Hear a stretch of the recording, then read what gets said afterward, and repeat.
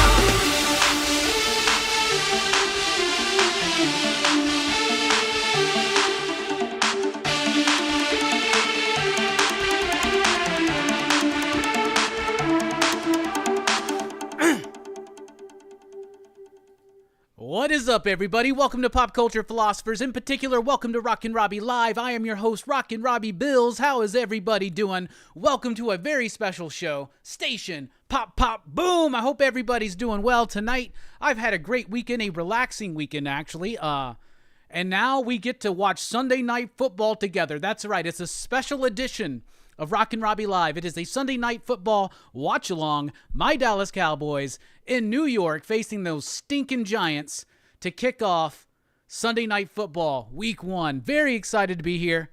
How is everybody doing? Hope you had a great weekend. Sorry I'm late. You can blame Spillio for that one. On the phone with him again, and he kind of rambles, you know, like old people do. Just joking, bro. You're sexy and I love you. Anyway, how is everybody doing? I got the game on in front of me. Once you get in the room, let us know that you're here. Throw out a station. Throw out a pop, pop, boom. Yeah, it's a new background because I am in my living room so I can watch the game. I don't have a TV in the studio in there. So for these shows, we bring it out into the living room. This is Casa de la Rockin Robbie. Hockey starts at the end of September. Once you get in here, let us know that you're here. Throw out a station. Throw out a pop, pop, boom. Let us know if you're an NFL fan. Who's your team? Did you win today? I know that John's Bucks won. But don't worry, even though we got the Cowboys game, we're still doing the DC sneak peek. We're still just going to be talking and chatting about whatever you want to. Because this is the show where we gather and talk about comics, movies, pop culture, and a whole lot more. And even though we have a grandiose plan, including watching this Cowboys game, this show is driven, fueled, if you will, by your questions, your thoughts, your comments, and your concerns. Wow, yeah. New setting. It's got me all messed up. Now, I haven't done a stream in the living room in quite a while. You know, I actually have another studio right over there, but it's just cluttered up right now. So that's no good. It's no good. We're about to take a look in the chat, see what's up. What do you want to talk about? What do you want to have our opening shots to be about? Speaking of which, got some plugs. You should join the PCP Army. That's the official Pop Culture Philosophers Facebook group. We're also on Facebook and on Instagram. We're most active on Instagram and in the PCP Army on Facebook. You can follow me on Twitter at the Rockin Robbie. I'm barely active there. Like I said, PCP Army and Instagram. That's where we're going to be the most active at on our social medias, aside from, of course, here on YouTube. And if you haven't already, please like, share, and subscribe. Check out our website, popculturephilosophers.com, for podcasts, blogs, and a whole lot more. All the podcasts and blogs on there are very old, but there is merch links in the description below and on the website. So definitely check that out if you wanted to get you some PCP gear, including the limited edition Dylan's Horror Show, Blood Splatter Chatter, PCP Movie Night, Horror Fest t-shirt, 3 channels in collaboration, a limited edition double-sided shirt. You definitely want to check that out. Speaking of Horror Fest, it continues tomorrow night. After my show over at the EXP with Dynamite, you need to check that out, of course. But after that, tomorrow night, 8 p.m. Central Time, Elvira, Mistress of the Dark. It's going to be super fun. Then on Thursday night, Blood Splatter Chatter is going to be talking about the 1988, I believe, version of The Blob. And then on Dylan's Horror Show, they're wrapping up the week with Cujo on Saturday night at 8 p.m. Central Time. Now, the only Horror Fest stream that I'll be on this week will be for Elvira. I will not be on The Blob. I will not be on Cujo, but do not make that hesitate yourself for joining them. So Elvira, Mistress of the Dark on PCP Movie Night tomorrow night, 8 p.m. Central Time. Thursday night, Blood Splatter Chatter, 8 p.m. Central Time, The Blob, the 80s one. And then Dylan's Horror Show. He's always got to do a Stephen King movie. Saturday night, 8 p.m. Central Time. Join Dylan and the crew as they discuss Cujo. Also, we've been nominated for 6 CBC Awards. That's right, the Comic Book Community Awards for 2023. We come in with 6 nominations, so please, if you feel so inclined, go to cbcawards.org and vote for us in Tier 5,000 plus subs favorite channel, Best Collaborative Project, Best Hands, Mustache, Facial Hair or Hair, Best Comic Book Review, Best Ongoing Series, and Comic Book Community Channel of the Year. We really could appreciate or use the support, and we definitely appreciate it. Speaking of which, we got a football game going on tonight. That means that we got a super chat menu. That's right. We got a super chat menu. We're trying to get up some money. We got the Memphis Comic Expo coming up, and I like to drink and sing. So that's what we're doing tonight. Y'all have been here for a while. You know what the super chat menu is? I'm about to unveil it. I see we got a super chat there. I'll address in just a moment. Where's the button? All right, here we go. Tonight's super chat menu is $1 to drink some water, $5 for a beer cheers, $10 for the Hellboy song, $20 I'll take a shot, $50 I'll chug a beer. My PayPal information is right up there as well. I would encourage as many of you as possible, if you want, please donate directly to the PayPal. That way we can actually have that money for the Memphis Comic Expo. Otherwise, the Super Chat's always good here as well. But either or, Super Chats or PayPal, $1 to encourage me to drink some water, $5 for the beer cheers, $10 to request the Hellboy song, $20 I'll do a shot, $50 I will chug a beer. And I'm very, very excited. Whenever we do a Super Chat menu, we have a fun one. And the first shot is always free. So this is the Redheaded Slut. It's Jägermeister, peach schnapps, and cranberry juice. This is way bigger than a shot glass, just so you know. And first shot is free. Here's to you, PCP Army. Thank you for being here. Go Cowboys. How about them? Let's get that fired up. All right. We got a super chat from Kitty Nibble Reacts. Nice seeing you, Robbie. Nice seeing you in the chat. Thank you so much for the support. That was the wrong button. Thank you so much for the support.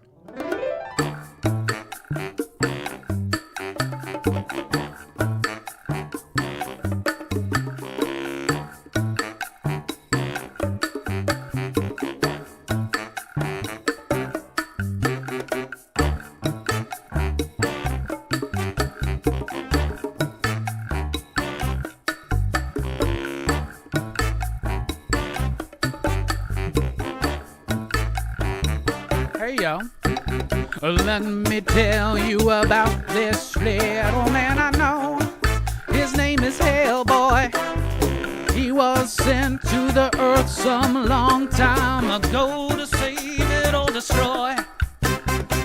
Brought to this earth by Rasputin, son of a demon and a nana who had a sex with a demon, but was raised by Professor Broom. Now he fights evil and monsters. Shit.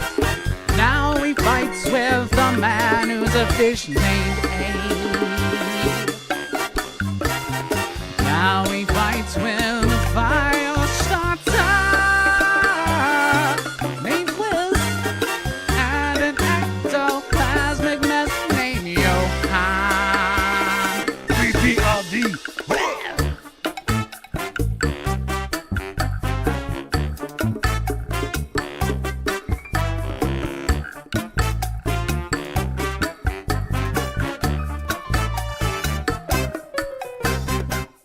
Thank you so much, Kitty, for the super chat. We really do appreciate it, and all super chats are supported or are appreciated tonight. All the support is appreciated. However, all the support we need is you being here, participating in the conversation, so thank you. Even if you can't or don't want to donate, we appreciate you being here regardless. Here's to all of y'all. All right, let's take a look at the chat. See what's going on. Anissa says, Robbie, no way you scheduled this near the Giants game. Oh, I totally did, because we're totally watching it. GTK Comic in the house. Jorum's in the house. Station Rockin Robbie and PCP Army. Sea Chicken's not looking so well today. Taking the L. Oh, did the Seahawks lose? Poor Brian's going to be so heartbroken. Sorry for your loss. KO is in the house. The U.S. Open is finished. Time for OCP. PCP? PCP. I think you meant PCP. Evil Face Bad is in the house. Station Dudes. Joe's in the house. What's up? New Aquaman teaser trailer just dropped. Really? How far away from kickoff are we?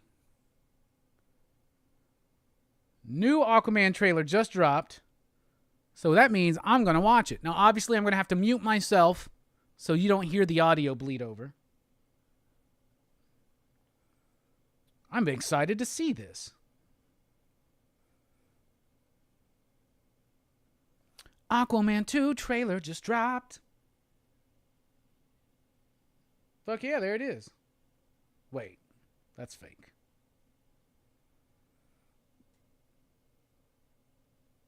Those are all fake. What are y'all talking about? I don't see an Aquaman 2 trailer.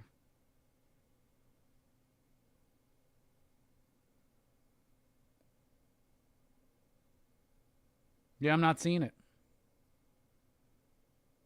There's fake trailers on here. Oh, the teaser?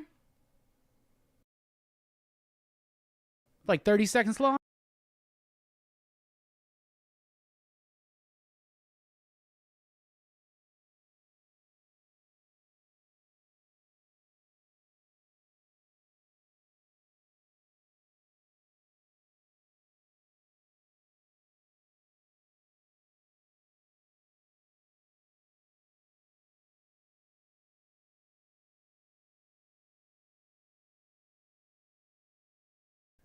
So it was a teaser for the trailer in 4 days. But there's that moment where Black Manta goes, I'm going to kill Aquaman and everything, or something like that. That was awesome. All right, that looked pretty cool. I'm excited to see the trailer. Got to get us hype. Our Ariaga's in the house. Rogue Collecting is in the house. Spilio says, just saw it. You're right, it looked good. Man, I love that costume in real life. Yeah, me too. It actually works. And nice to see you, Spilio. Andy is in the house. Yo, Rockin Robbie Robster. How's it going? Two Gun Pedro. Pew pew. Kitty wants to know if anyone else is having dinner while watching. Spilio says, go Cowboys. Well, I'll give you a go Bucks for that. How about that?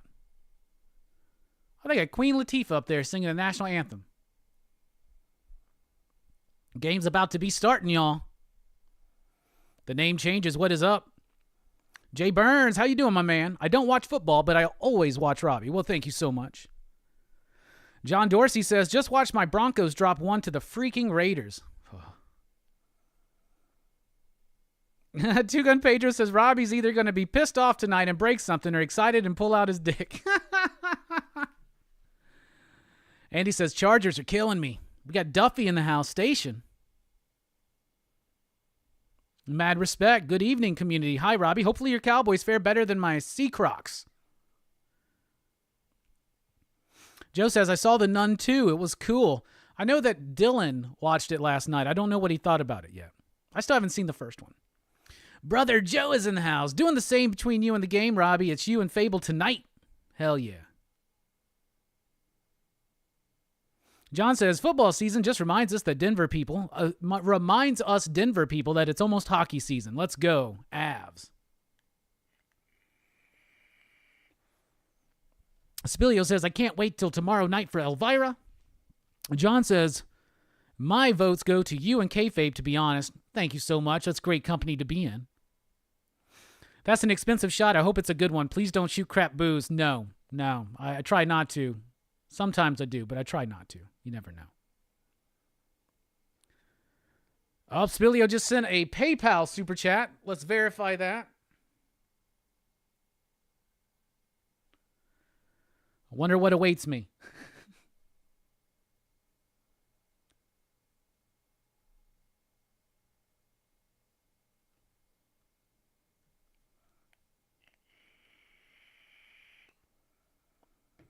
Damn, bruh. All right. Thank you, John. Thank you, Brittany. They just paid for a shot and a beer chug. All right. John, what do you want first? The shot or the chug? And I'm not going to do it at the same time like you suggested.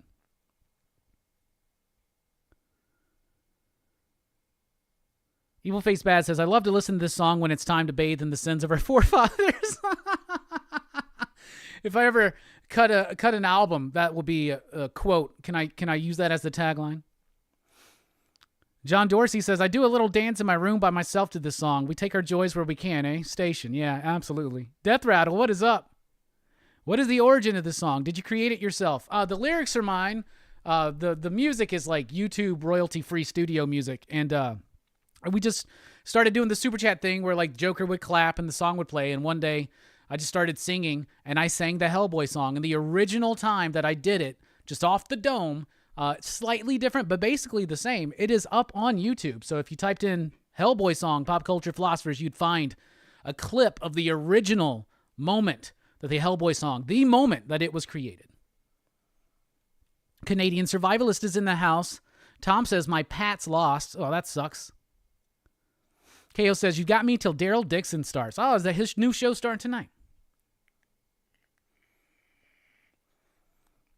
Spilio says, everyone, let's try to get Robbie drunk so he can have another Marvel classic rant. What is the link to the PayPal? It's the link to the PayPal is contact420@gmail.com. That's the wrong button.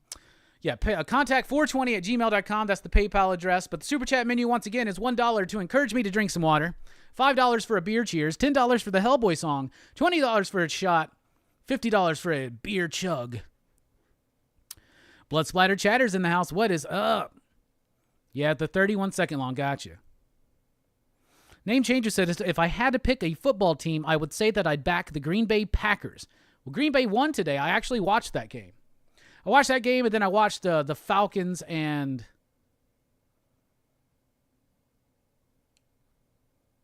somebody. Who the hell did the Falcons play today? Falcons won. I don't remember who it was now. Carolina. That's the game I watched. Then I watched the tail end of the Titans game. They lost to the Saints.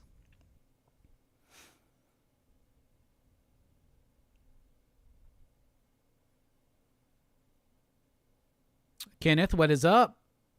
What's up, Paul? Go Eagles 1-0. Yep, them Eagles. Duffy's an Eagles fan. Ryan says, MLB is still ongoing, so I am happy. Not a huge NFL fan, but go Cowboys. Well, thank you, Ryan. I appreciate that. Game is underway. By the way, Giants get the ball first. Beer chug, my brother. Okay. All right, this one's for Spilio. It's a beer chug.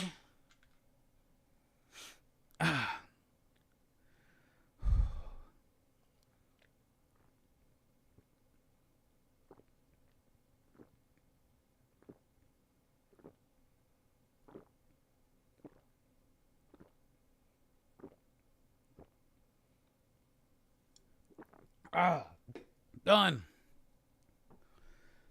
All right. Let's hope this game goes well. Now they got a whole beer just bum rushed inside of me. What's up? Thank you so much, Spilio.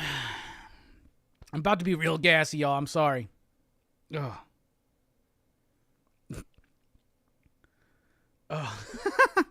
Oh, the gas, bro. The gas is real. All right. Our Ariaga says, loved seeing Jorge Jimenez back in Batman this week. Swan songs and Red Room were awesome too. Yeah, Red Room was great. I really appreciated that. Red Room has been a pretty gnarly book from the beginning, right? With a lot of gore, a lot of brutality, a lot of just heinous type stuff.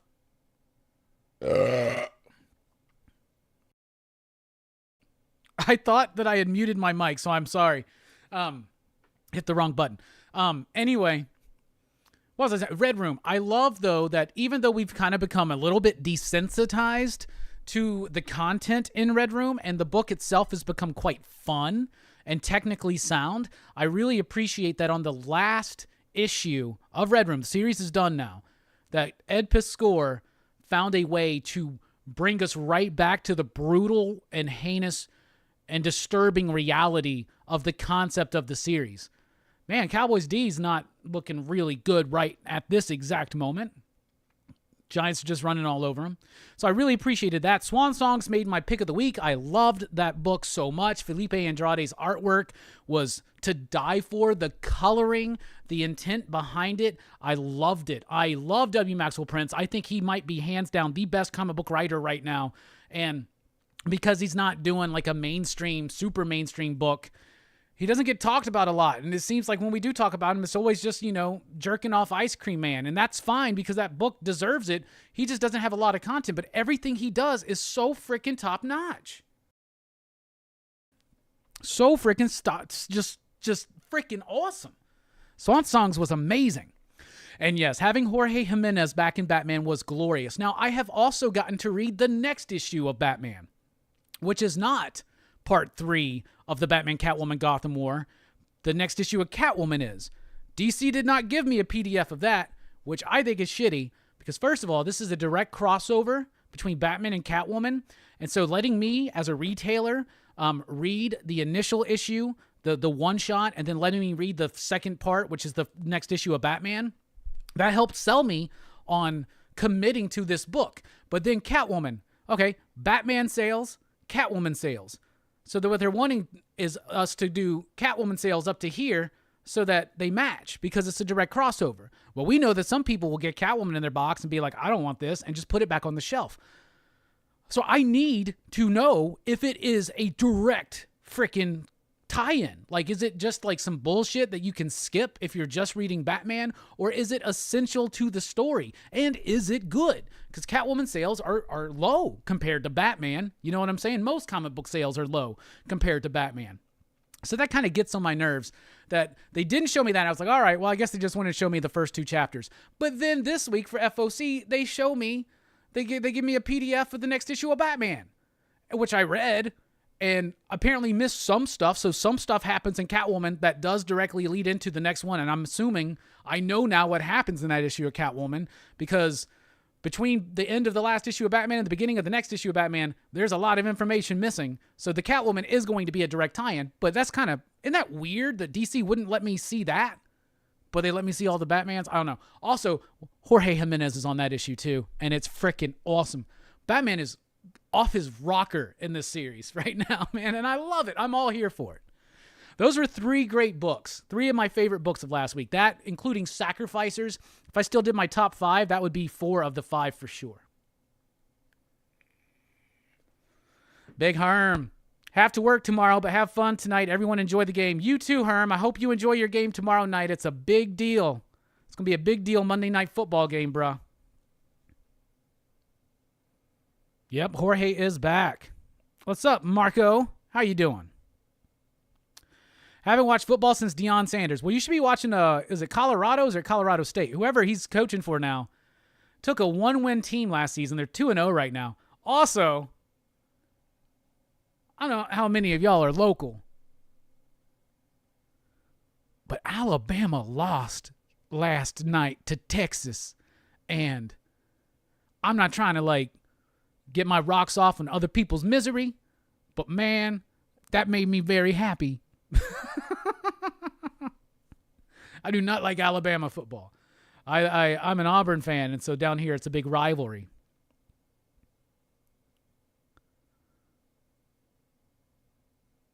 Hockey is a real game.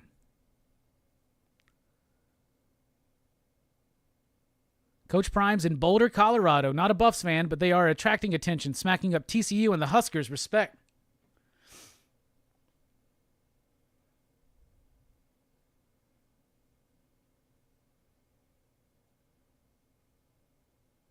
That was something, LOL. I grabbed 123 of Swan Song because of you, Robbie. Grr. Oh, you just grabbed issues 1, 2, and 3 of Swan Song. Swan Song's great. It's only like a 6-issue series, too. Each issue of Swan Songs is the end of something. It's a different artist and a different story each issue, but it's still all written by W. Maxwell Prince. I love the way that he uses anthologies. Anthologies don't work in comics anymore. It used to be all the rage way back in the day, and they just don't typically work. Ice Cream Man, Ha-Ha, and now Swan Songs, 3 masterful anthologies, plus Art Brute, which was the original series he did with Martin Morazzo, the artist of Ice Cream Man. They worked together on a book that was called Electric Sublime, and then they've gotten the rights back to that, and they've republished that at Image called Art Brute. There's a beautiful, gorgeous hardcover of that available now. Oh, Kitty, thank you so much. Let's see what's up.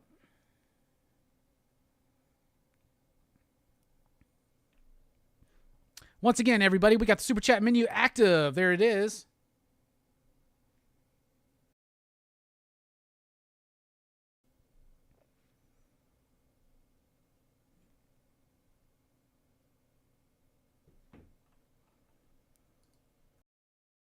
Well, thank you so much, Kitty. She paid for a beer. Cheers, everybody. Throw it up if you got them. Oh, I still owe Spillio a shot, too.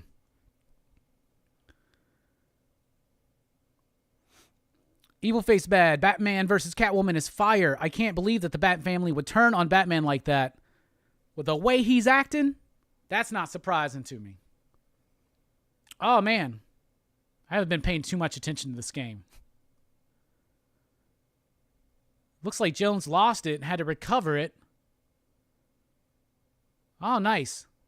Put him at 4th and 21. So the Giants are going for the first score of the game for a field goal. And it's blocked. Blocked by the Cowboys. Oh my God, it's going to be returned to a touchdown. How about them Cowboys? Do I still have that? It's still ready. How about them Cowboys? A blocked field goal returned for a touchdown. Yes. Yes. I started paying attention at the right damn time. Holy cow. That was awesome. All right, John, let's do your shot now. That was great. Right, just perfect, too. It's like a shot and a half, John. Wow. Wow. Extra point? It's no good? Okay. Hope that doesn't come back to bite us in the ass. Here's to you, John. Thank you so much.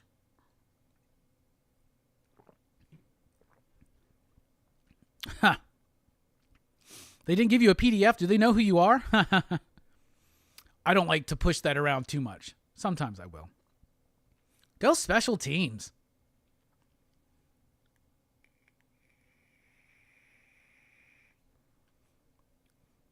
Batcat sales are intertwined at this point, which I'm fine with if both books are worth it. I haven't really been liking Catwoman as much. A lot of Teenie Howard books, like, I think they're interesting enough, but then they just kind of lose me. So, but the art is usually good if it's Nico Leon or whatever. So I think he's the artist, or I think they're the artist on the new one. All shoes in the house. Alabama lost. Lions won. Human sacrifice. Dogs and cats living together. Mass hysteria. Thank you so much.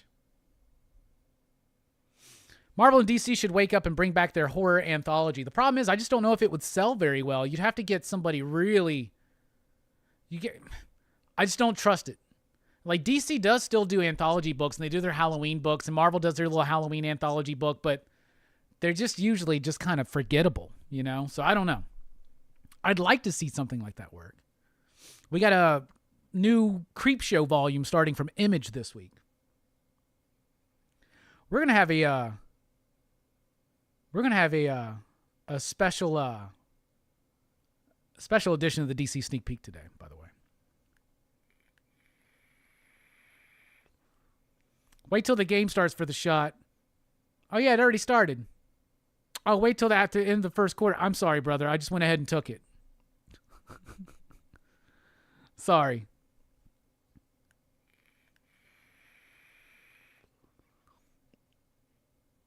Holy shit, Robbie draws first blood. Was that Mayer?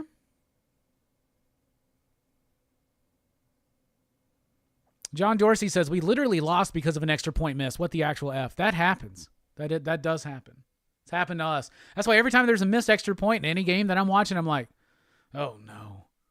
Hey, it's a Continental trailer. 3-part event. Oh, this is like a mini series. Okay. The Continental, which we know is like the John Wick spinoff, and I love the John Wick movies. But does that remind anybody else of the Christopher Walken SNL bit? Was that the Continental, where he was like, "Would you like some champagne?" You remember that? Anybody else remember that? That was called the Continental, right? Batman Jim Lee homage cover coming out, foil out this week. Yeah, it's actually not a homage. It's actually the Jim Lee cover for Batman 608, just a virgin foil edition of it. And it should drop in shops Saturday. Saturday is Batman Day. Saturday should see the release of that, though some shops may have already put it out because it came in last week's shipment, but it's supposed to be on sale next week, or like on Saturday. And the same thing with Batman Gargoyle of Gotham. Some shops will probably have that available this week, but it's supposed to drop on Saturday. I'm going to count it as this week's releases, though, for my review. Okay, that was whack.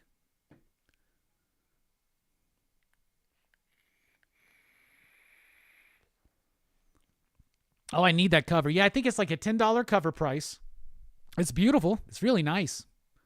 Also this week, there's a Batman #1 facsimile, and there's a foil edition of that, which I think I'm going to pick up. I haven't been getting those foil facsimiles. I did pick up the Spider-Man 300, though. I kind of want to start collecting them. I don't know why. But I think I'm going to get the Batman one for sure. Kitty is a Green Bay fan. Congrats. The Green Bay won today against Chicago.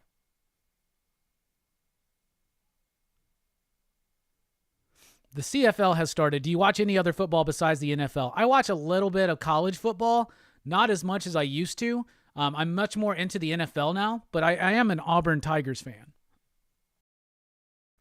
who barely survived out in California last night. The whole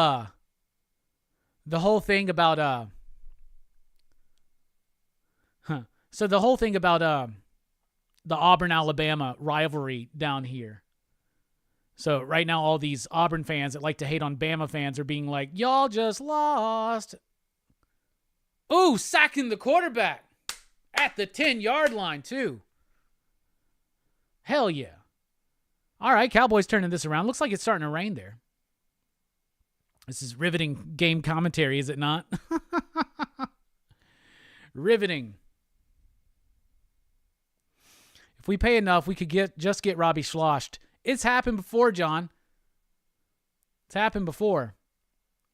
And that's when I'll start ranting. If you notice, I've already ranted a little bit tonight, so you never know what's going to happen. The facsimile would be nice to frame. Yeah, absolutely. Gonna let it keep rolling all the way the fuck back. I get why you don't want to touch it, but at the same time, you're like, bruh. All right, so Dak's about to come out for the first time.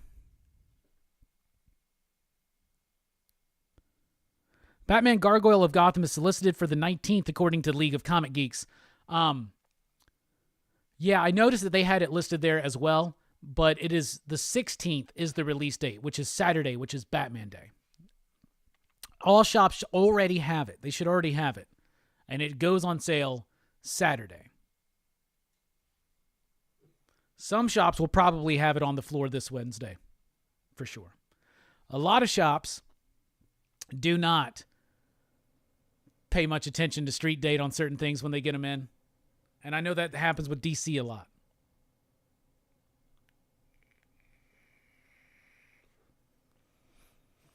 European football? Nah, not usually. That's soccer to me, but yeah, that's actual football.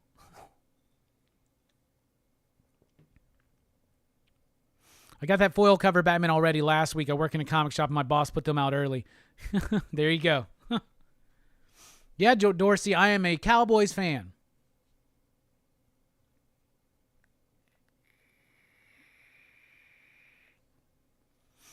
OUG says 44 people watching and only 24 likes. Caress that like button, y'all. Yeah, we really do appreciate it. It helps us out, the algorithm and everything, you know.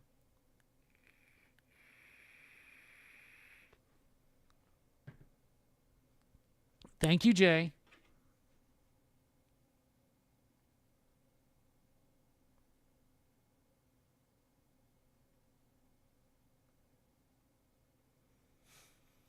Well, the Cowboys are starting.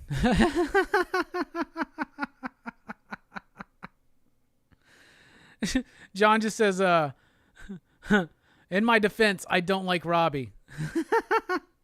I love him like a brother. Just got an email from some guy from Sumerian Comics sending me a copy of the Blackout Bombshell #1. Interesting. Released September 20th. I'll have to check that out. I'll let y'all know what I think. In my defense, I don't like Robbie. I love him like a brother. I love you like a brother too, brother.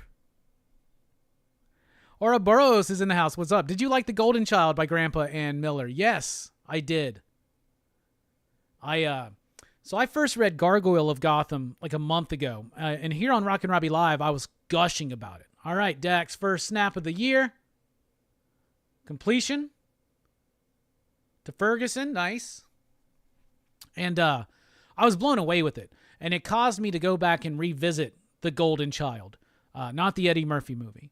And as much as I do love that book and I love his artwork, it's very Paul Popey. This one is a little bit more Nick Darrington meets Frank Quitely in a way, but still very much Raphael's work. And it's Grandpa, right? Or is it Grandpa? Grandpa. I think I just say Grandpa. Grandpa. All right, Pollard getting his first run there. Man, I'm so excited that football's back, y'all. You know, back in the day, whenever the Cowboys would play Sunday night, I just wouldn't stream. But I'm glad that we started doing these watch-alongs. We used to do them for movies. Maybe we should do that again sometime soon. 3rd and 4, Cowboys. Let's go. See if we can get our first 3rd down conversion of the year.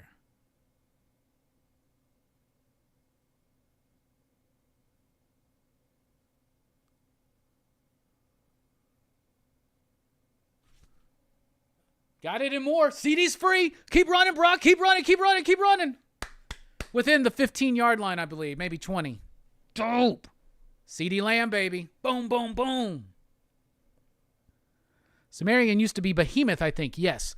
I chatted with a bunch of the dudes from Sumerian at MegaCon in Orlando. Me and Bueller met. I think we met the dude who runs the whole show, or one of the guys. Oh, CD's so good on yards after catch. It's nice to see him break free like that.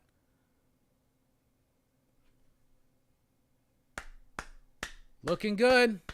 Another completion to Ferguson, about 9 yards. We're moving. We're moving. We're grooving. We're stomping down the field. Who else is watching the game live with me? I'm curious. If you're watching the game live with me, throw out a station or something.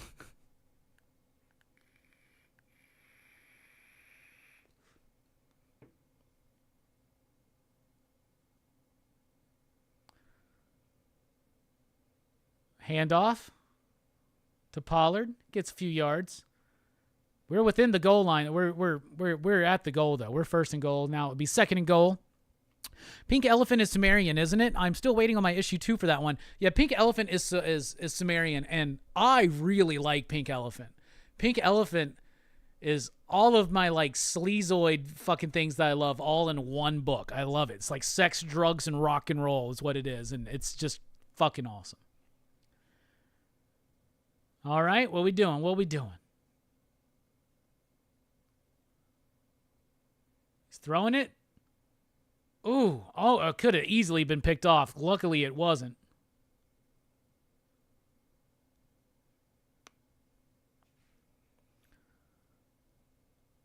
James Phelps is watching and listening to Rockin' Robbie. Hell yeah. Yeah, it's part of Sumerian Records. Oh, that was dangerous. All right, second and goal. I messed up earlier. It's second and goal now. We're at the, 6?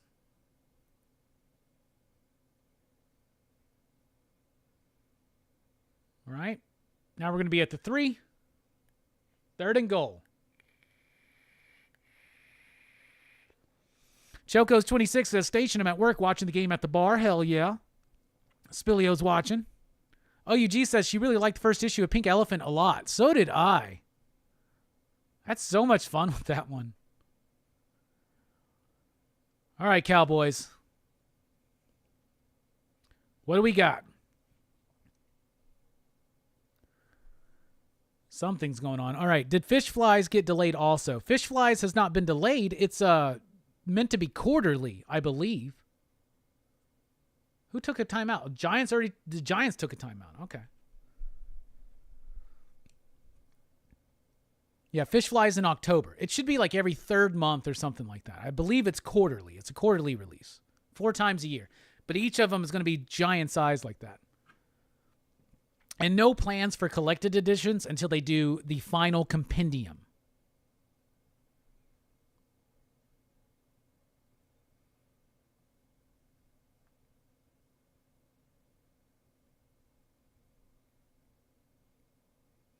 John says, I'm excited football is back also. Hope we can pip Manchester City to the title. Toodle pip. God save the king. Yeah, it's God save the king now. I wonder if the Sex Pistols are going to rewrite that song. Did the Cowboys just lose the ball? They blew it dead. God save the king. We mean it, man.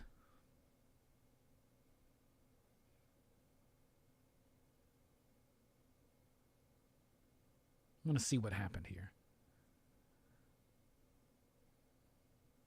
What the fuck was that?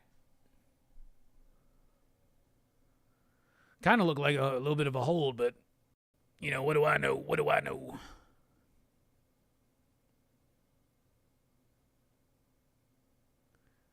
All right, Cowboys going for the field goal. And it's good. 9-0 Cowboys. Hell yeah. We'll do a half a shot for the score.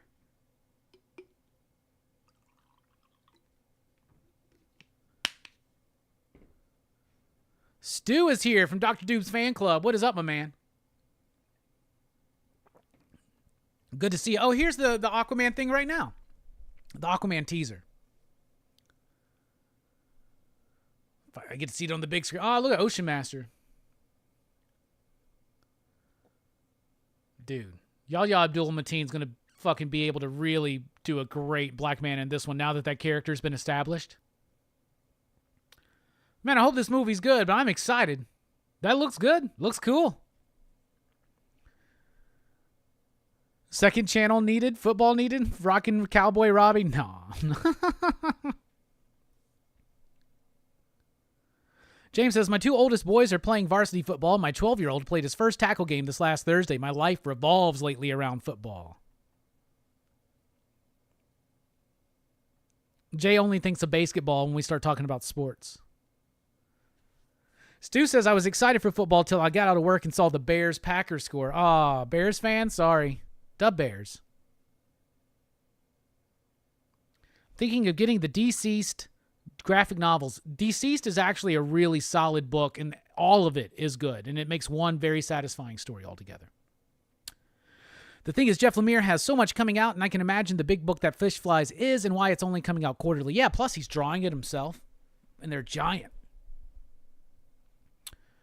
William says, has there ever been an omnibus of Faust? Spilio says, yes. It just came out, and it's freaking gorgeous. Kickstarter backers, or the crowdfunder backers, They have gotten their copies already. It's being released to shops very, very soon. It's already hit FOC. Let's see if I can figure it out. When exactly it's going to be arriving. Let me go to Diamond. Why is that not saved in here? Logging into Diamond right now to find out exactly when the release date is on the Faust hardcover. That's when I'm getting mine. I'm so excited because it's really hard to find those last few issues.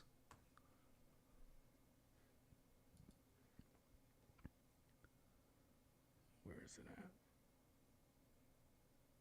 All right, that's scheduled right now for October 11th at Diamond. October 11th for the rest of us. There's not too many made, so if your shops haven't ordered them already, I would get on that if I was you. Because most shops are not going to carry a $90 Faust hardcover. So that might be a special order only, so I would get on that right now if you want one.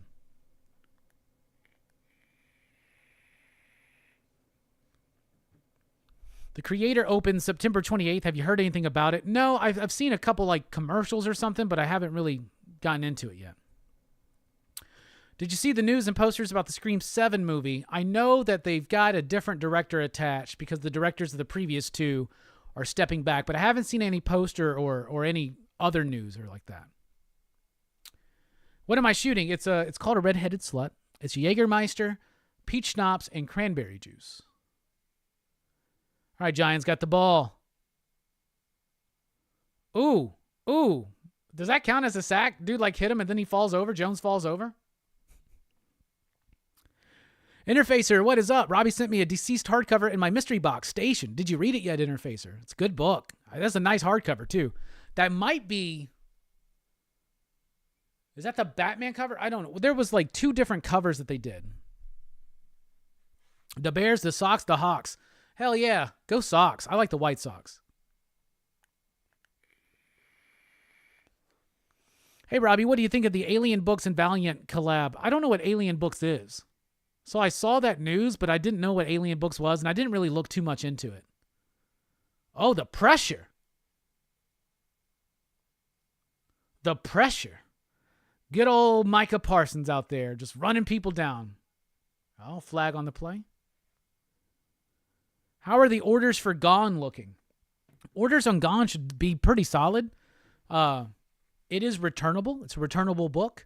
So no reason why any shop should not have plenty of copies of Gone #1. If something's returnable, I go aggressive on my ordering because that means I can push the book. Now, I was sent a PDF of Gone, but it was a black and white PDF with none of the lettering. So I didn't get the story. I just got to look at the artwork, and it looks fine. It looks good. It looks like Jock stuff. I want to see what it's going to look like colored, and I want to know what the dialogue is going to be like. Because Jock, as a writer, can be stiff sometimes. That happened in, what was that Batman book he did? Was it One Dark Night or something like that? 3rd and 19. Ball is out. Cowboys get it. Another touchdown. Holy shit. Dude got tackled. He caught the ball, got tackled. Ball pops out. Cowboys defender grabs it. Runs it in for a touchdown. Station. Hell yeah. 15-0 Cowboys right now. Holy cow.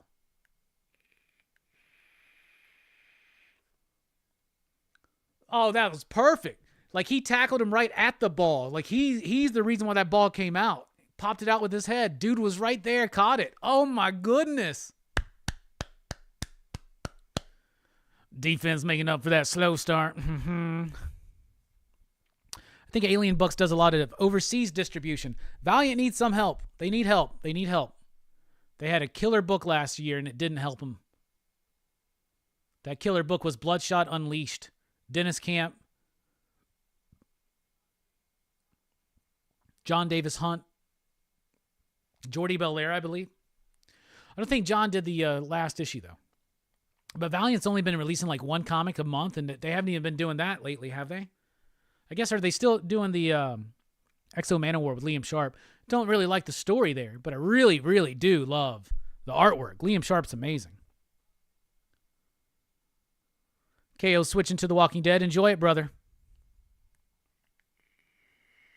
So Orders Ungone should be really good. Returnability is a retailer's best friend. May not be a publisher's best friend, but it's how comics used to operate.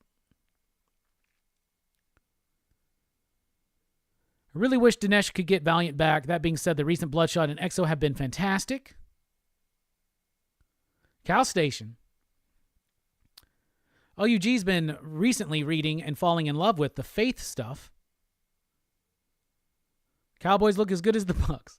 Wish I had the Cowboys D on my fantasy team this year. Yeah, the defense is stacked, and it's going to be really great. Jay says, Faith is such a great character. John Spilio says, Bloodshot Unleashed was so lit. Freaking great read. John Dorsey says, Jordy is a monumental talent. Exo Manowar's been on a break. I think we'll be coming back soon. All right. All right. We're taking a quick break. When we come back, the DC sneak peek and more here on your one and only Rockin Robbie Live.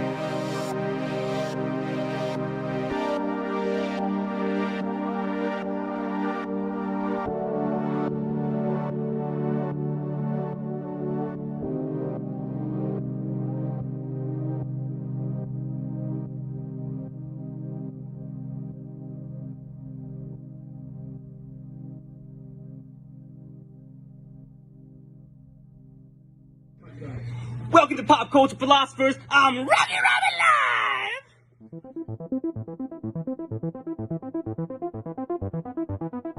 Live!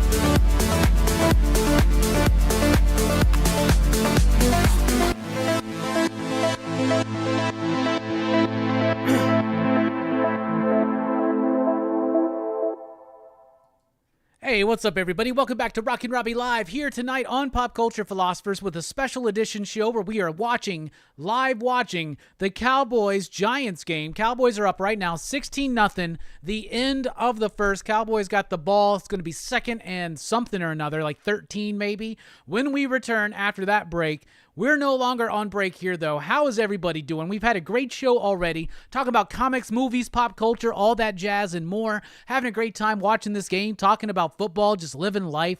We've got the Super Chat menu active. I've already done a couple shots. I've already chugged a beer. No one's encouraged me to drink water yet, and I'm fine with that. It's okay. It's A-okay. I've already went on a little bit of a DC rant from a retailer's perspective about certain things, so you never know what's going to happen. Plus, we've had the Hellboy song already. Very, very excited for this next segment of Rockin' Robbie Live, because coming up, we have the DC sneak peek, and there's some special extra bonuses for the DC sneak peek this week that I'm very, very excited for. Sorry, OUG, it's $1 to get me to drink some water.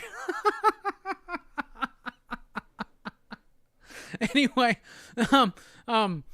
we do appreciate it. What was it? Go to dynamicforces.com if you want to buy something. Enter code Robbie. It's going to save you 10%. You can save 10% over at BlackBox Comics when you enter code PCP10. We got a Shopify account with Dynamic Forces. I think that still has some stuff there available. We're going to be doing that a little bit. Oh, thank you, Manny. Manny, you're doing the Lord's work. I was just like, what's all that? Spam? Hey, we hadn't had to deal with that too much lately, so thank you so much to all the wrenches out there in the chat. Anyway, follow us on Facebook and on Instagram. If you're on Facebook, join the PCP Army. That's the official Pop Culture Philosophers Facebook group. That's where we are the most active there. And Instagram, of course. You can follow me on Twitter at @TheRockinRobbie. And you can support the channel over at patreon.com/PCP, like these fine PCP patrons right there, or with Super Chat tonight. I see that Super Chat from Chocos26, $1 to encourage me to drink some water. So I got the Aquaman glass with the aqua in it.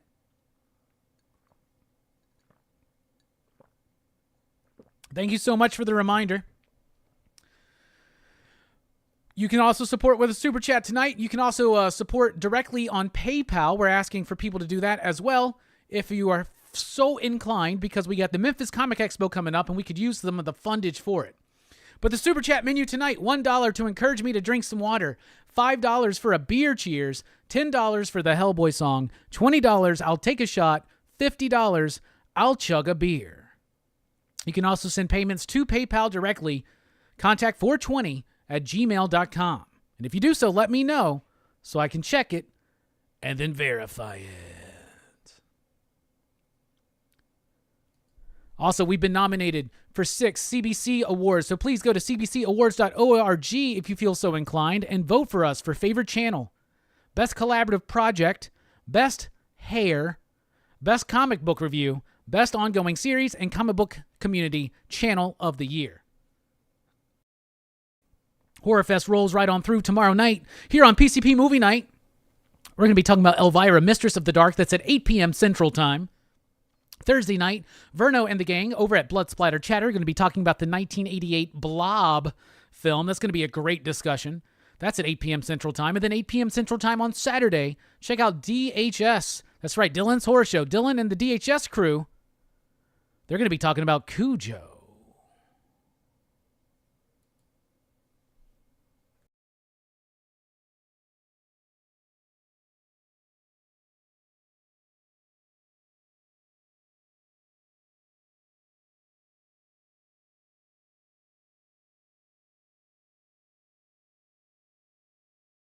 And yes, everybody, please, if you're voting at the cbcawards.org, please do vote for Officially Unofficial Geek as Best Unknown Channel. We'd really like to see your win.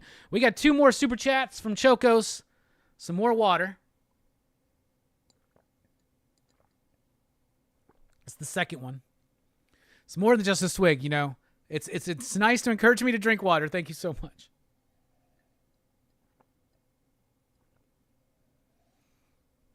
All right. Water's nice. Bro, where'd you get that Aquaman glass? I'm like you. I am a huge Aquaman fan. I got it through Diamond at my shop. I also have a Jace Momoa one. If you get the dude who works, Spilio now works at a comic shop, which I think is dope. Just get the dude who does your ordering to go to Diamond and just type in tune tumblers or just pint glass. There's going to be a whole bunch of stuff available. I don't know if they'll still have that particular Aquaman one, but they have tons of pint glasses. Super cool stuff. I got tons. I got Dr. Doom. I got Superman. I got Robin. I've got, who else do I got? Y'all have seen my glasses. Oh, I got Count Chocula and Boo Berry and Frankenberry. Those are nice ones.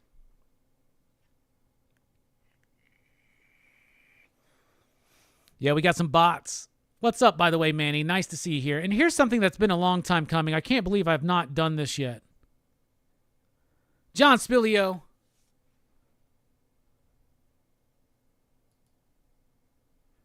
You are now blue-wrenched. John Spilio, you are now the latest PCP mod. Everybody, give a station out to John Spilio. And since we're starting another segment, we're going to give you a free shot.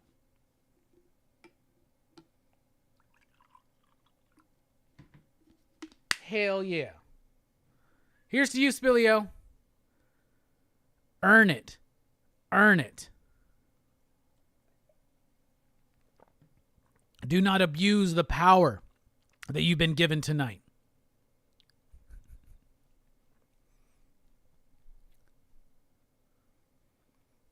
Now you can die in peace. Oh, did y'all see the cat? Can y'all see Ariel? Oh, there's Ariel. Ariel making a little appearance. Hey, Ariel. You just got some fans. They want to see you, Ariel. This is my lovely daughter, Ariel. She's 14 years old. She's my only cat currently. And she's a sweetheart. Hey. And that's her spot up there on the couch. I am at a chair in front of the couch at a table. Oh, look at you. You're in blue. Oh, Mary says she loves you. Mary says she loves you. She is. She's the best. They love you, Ariel. They really do. She's a cutie. She's sweet.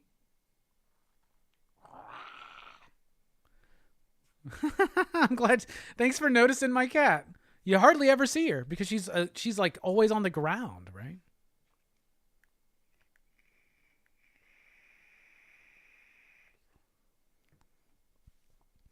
Voted best hair. Thank you so much, John. It says I was nominated for beard, but we know that that's not the case.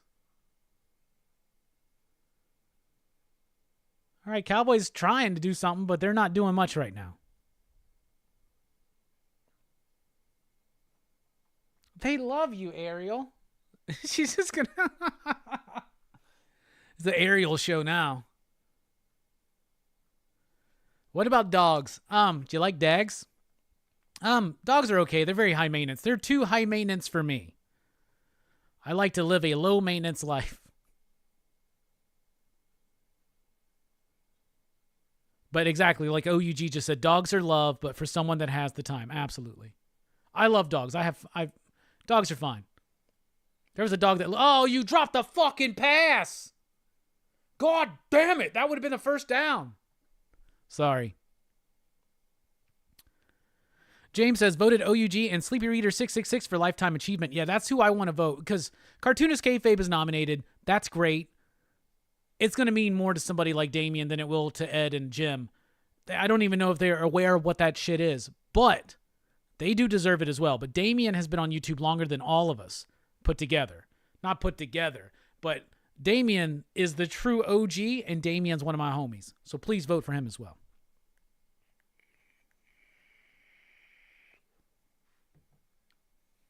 All right, Cowboys got a field goal, so it's 19-0 right now. Trade Paper Dad says, Aquaman trailer looks good. Aragorn, what is up, Aragorn Bilbo Man? Hey ya, love your reviews. Is there a superhero you just can't get into? Any of their stories for some reason. Just try to get into some Mr. Miracle and I can't. I just don't get them. Okay. For me, well, for a long time it was Deadpool. And for the most part, it still is Deadpool. Deadpool's the one that's really hard for me to get into. Deadpool and Gambit. Gwenpool is one of those as well. Spider-Gwen. Spider-Gwen less so. Spider-Gwen is one. I just can't get into Spider-Gwen comics. I love her in the Spider-Verse movies. I like her as a character, fine in the books, but I just can't get into her solo books. So yeah, Spider-Gwen, Gwenpool, and to a certain extent, Deadpool and Gambit. Though I've come around a little bit more on Deadpool. But yeah, Gwenpool and Deadpool or Gwenpool and Spider-Gwen for sure.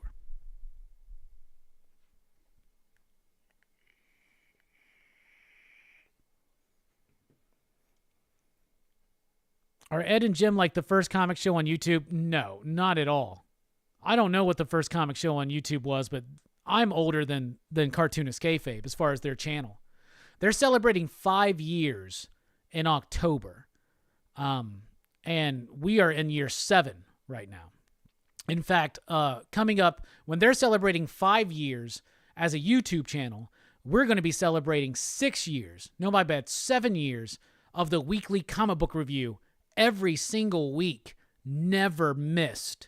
That happens in the first week of October. Will be 7 years of the weekly comic book review continuously every week, never missed.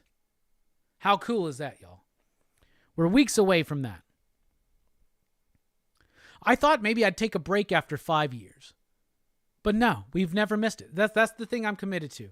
Oh, they can't see you anymore, Ariel.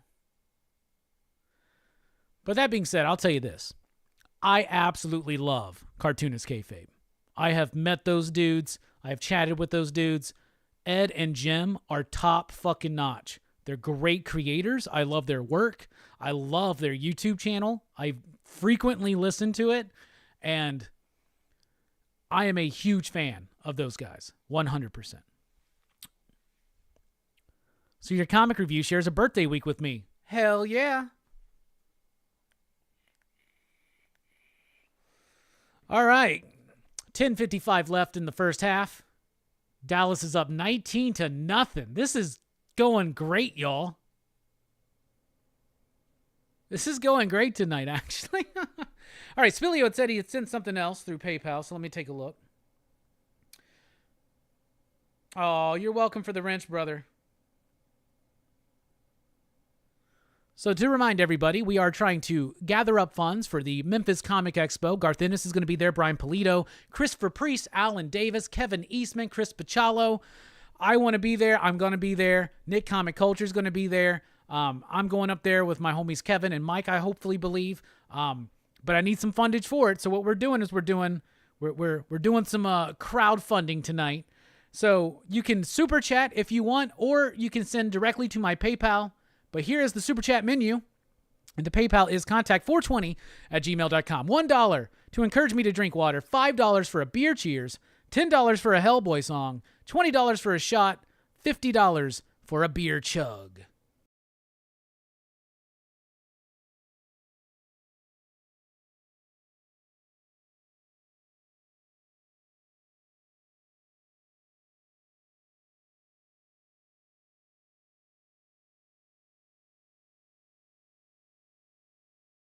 All right, and on behalf of Spilio and Britt, Station, I love y'all so much. Interception, yes. I wasn't even looking. They're showing a replay. Oh, he was like being knocked out. Did he throw it? Are you ahead of me? What's going on? Ooh, was that an interception? Oh, they're going to be reviewing the fuck out of that one. Did they already review it? Did he catch it? Like, what's going on? I can't hear them. But Spilly, oh, yep, Cowboys got the ball back. Bro, yes. This is going great.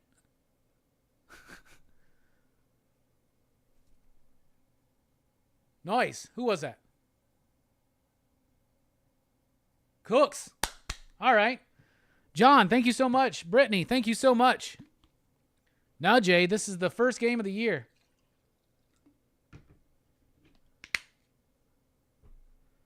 John, this shot's for you, and so is this Hellboy song.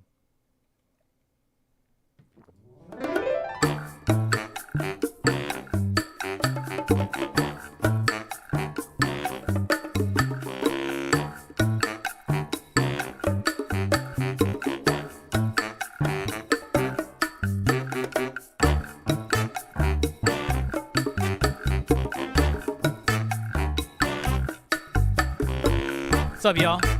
How you doing? Hey, yeah. Let me tell you about this little man I know. His name is Hellboy. He was sent to the earth some long time ago to save it or destroy. Brought to this earth by Rasputin, son of a demon and a nana who had a sex with a demon, but was raised by Professor Broom. Now he fights evil and monsters. Shit. Now he fights with a man who's a fish named Abe. Now he fights with a fire starter named Liz and an ectoplasmic mess named Johan. APRD.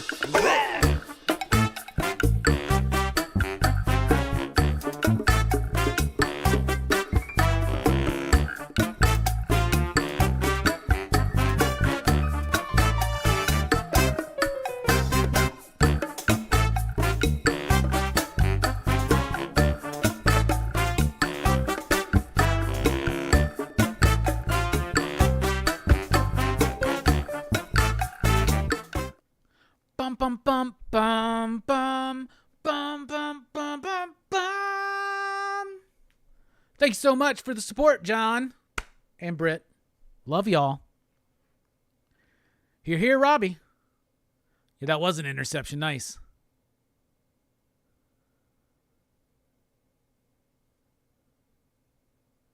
Hey, Robbie, have you ever thought about reviewing Vampire Hunter D Bloodlust? Whatever happened to the Kung Fu flicks? Also, are you going to be reading the sequel to Coda by Boom Studios? Did we get that first down? I can't tell. All right, let me take these one at a time. Vampire Hunter D Bloodlust. I've watched it before. Wasn't really that impressed with it at the time, but I was a different kind of dude. So I would definitely be interested in something like that, Kelvin. It seems interesting enough. Maybe one day. Whatever happened to the Kung Fu flicks? Life. I just did not have time anymore to review 3 to 4 movies a week. You know, not necessarily the time it takes to review the movies, but the time it takes to watch the movies and think about them and kind of dwell on it a little bit in my head. Touchdown Cowboys! Touchdown Cowboys! Yes! Fuck yeah! This is going better than I thought, Ariel. Yeah, that's right. Yes! That's so awesome.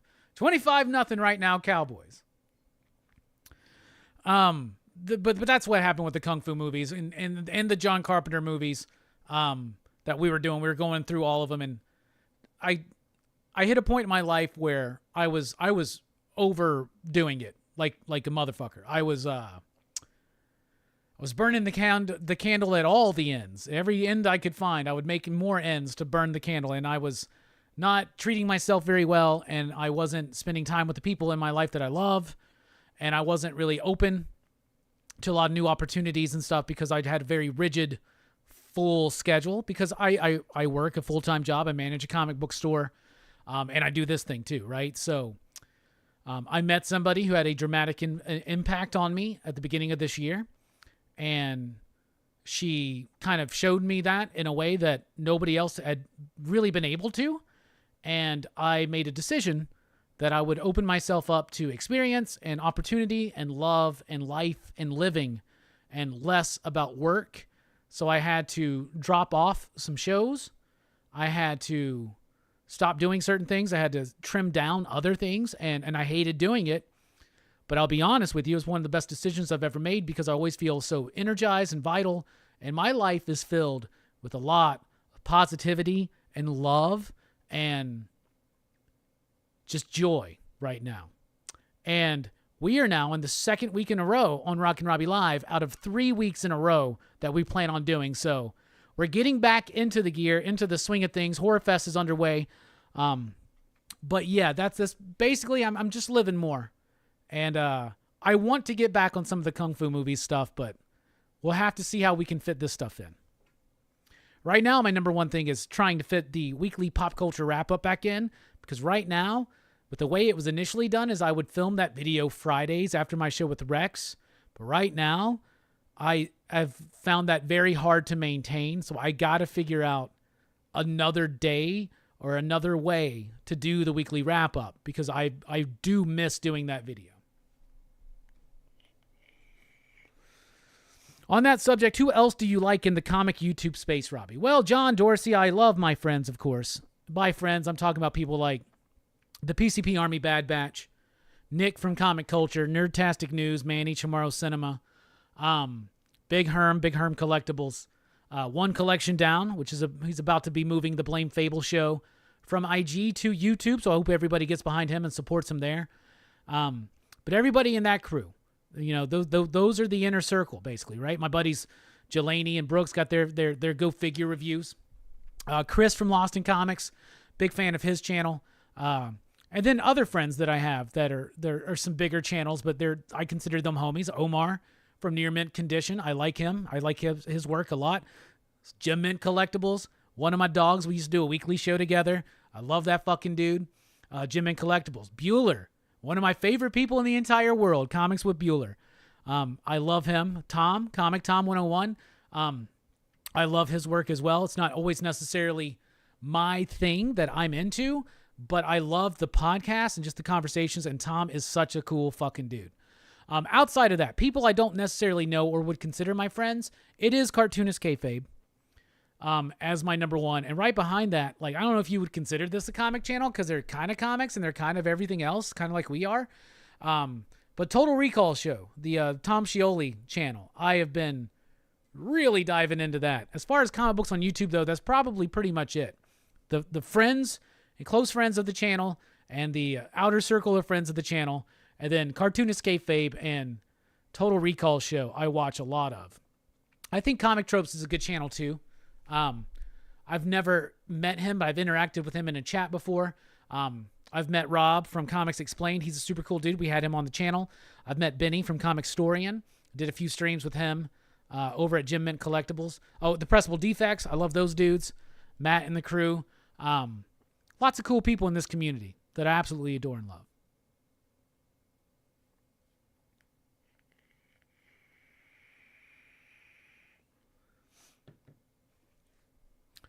But the YouTube channel I've been spending the most time on lately has been Ballistic Burgers, because I've been a burger fiend lately.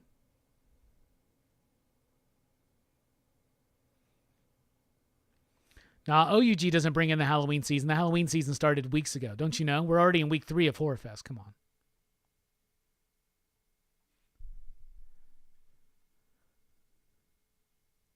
on. Ariel is like, yeah, she likes football. She likes anything where humans are getting hurt. Defensive holding bullshit.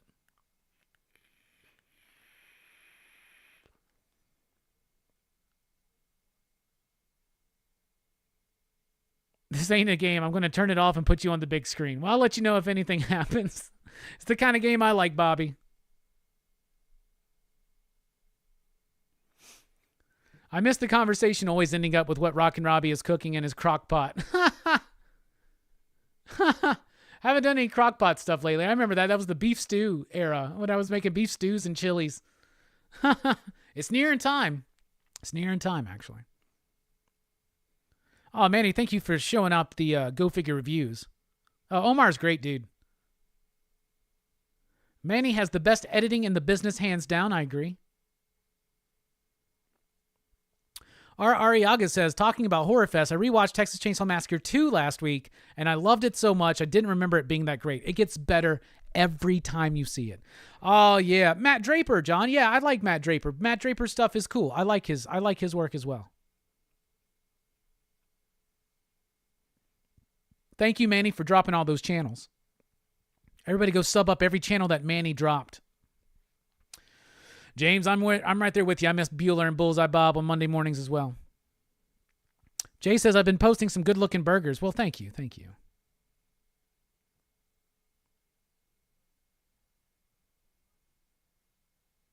What's going on in this game? 26-0 Cowboys.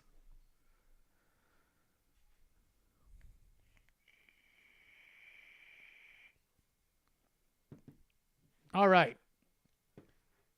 Did we? Yeah, we did your shot, John. Yeah, we did, because we did all that shit. All right, y'all. It's time for your first look at this week's DC Comics. Believe it or not, DC is releasing books this week. I've read them. I'm going to let you know what I think about them here on your DC Sneak Peek.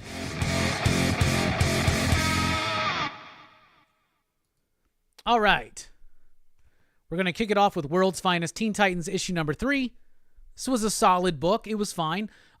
Basically what's going on, and this is like a Teen Titans year 1 type thing. It's written by Mark Waid with the artwork by Lupacino, Emanuela Lupacino, and it's got that classic kind of vibe like World's Finest has that we've come to know and love, but it's focusing in on the Teen Titans early in their career, the personal dynamics and all that kind of stuff.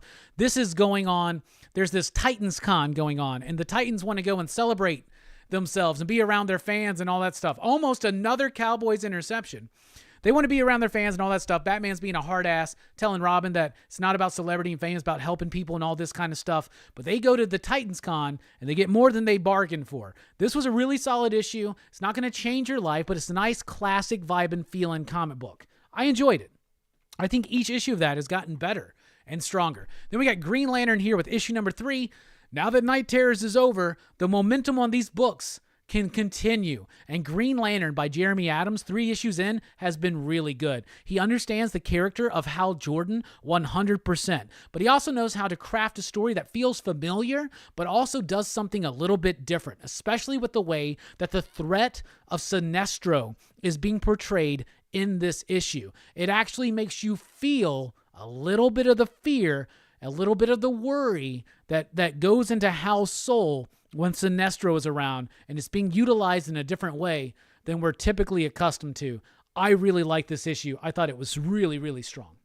There's a backup story in there with John Stewart by Philip Kennedy Johnson that's setting up some stuff in the upcoming Green Lantern War Journal book.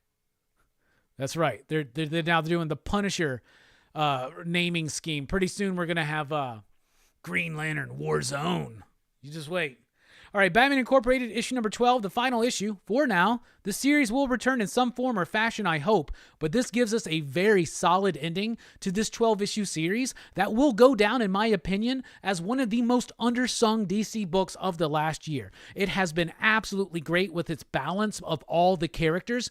When this book first started, so it's Batman Incorporated, but Ghostmaker is going to be the leader. I thought it was just going to be a Ghostmaker book, but this actually has been a Batman Incorporated book. Every character has had a chance to shine and be spotlighted, even more so than the Morrison run of Batman Incorporated. And Morrison, they're the ones who created this whole concept. But Ed Brisson and John Timms has done a great job of making it exciting, dynamic, and thrilling, and a very satisfying conclusion to this story, and a setup for what the next chapter for Batman Incorporated is going to be. That book slapped. Then we've got Batman and Robin, issue number 1, a brand new Batman and Robin series with a gatefold cover. Nice cover right there. Written by Joshua Williamson with artwork by, I believe you pronounce it, Simone DeMeo. I could be wrong on that, but this book is exactly what you come to expect. Now, some of the coloring can be very muddy and just in and of itself. Like, some pages are just colored with one shade. Now, that's going to happen in another book we're about to be talking about, but there it's more distinct with the line work. Here a little bit less so. So the artwork is dynamic and it has this big bombastic feel, but sometimes it does feel just a bit cluttered. But at the same time, it was a really solid story. It's trying to fit within the whole concept of the Batman Catwoman Gotham War, but the Batman dynamic with Robin especially is a little bit off, and it feels disconnected from that, like maybe after that. And that's how I'm viewing it in my head canon. This happens after the events of Batman Gotham War, but who knows what's going to actually happen at the end of that series. But I liked the book. I thought it was fine, but it's Batman and Damian Wayne back together again. If you remember, in all the stuff going on in the Batman Catwoman Gotham War, Damian's the only one on Bruce's side. So basically, Batman wants Damian to live with him and enroll in high school.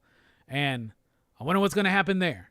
But Batman and Robin number 1, art's really solid, but it does feel just a bit overcrowded and overstuffed at times. But the issue itself was pretty decent. I'm excited to see that develop. Now, not on shelves this week. except for on Saturday for Batman Day. However, I do believe a lot of shops will just have this on the shelf on Tuesday or on Wednesday. But Batman, Gargoyle of Gotham, I'm going to count it as a release for this week, since the official release date that I've been given from DC and Lunar is to sell this on Saturday. So I'm counting it as this week, so I will cover it on my weekly comic book review. And this is a massive contender for the pick of the week. This is Batman, Gargoyle of Gotham by Raphael Grandpa. I freaking love this book. Matthias Lopez is the colorist. So, like I was saying before, so there you see coloring done all kind of like in one shade. It's kind of monochromatic. However, the line work is distinct enough that it really works. I just want to show y'all some really dope-ass artwork. I'm a big Grandpa fan. I like his work. It felt very Paul Pope influenced back in the day. Now it feels more like a mix between Nick Darrington and Frank Quitely, but still Raphael Grandpa. This book was awesome. And there was no problem with reading the dialogue or the story. It's actually a really good detective story with an intriguing new villain. It's a DC Black Label book, so it's not tied into continuity. This redesign of this Batman costume is freaking awesome. This new villain right here is freaking awesome. I'm showing you so much of this book because I want you to understand that when I tell you I am blown away by a DC Elseworlds book, I am not freaking kidding. The artwork, everything I love about comics is here. It is a great story. It is dense and it is condensed and it is meaty and you can sink your teeth into it. And the artwork is freaking fantastic. A cool redesign of the Batman costume. The line work is amazing. The coloring is absolutely freaking fantastic. The story is, like I said, it's a good, solid detective story. Oh my goodness. Look at these pages, y'all. Look at those lettering. Look at the lettering effects. Everything is so freaking well crafted in this book. It just blows me away how good this book is. Batman, Gargoyle, and Gotham. Do not miss out on this book.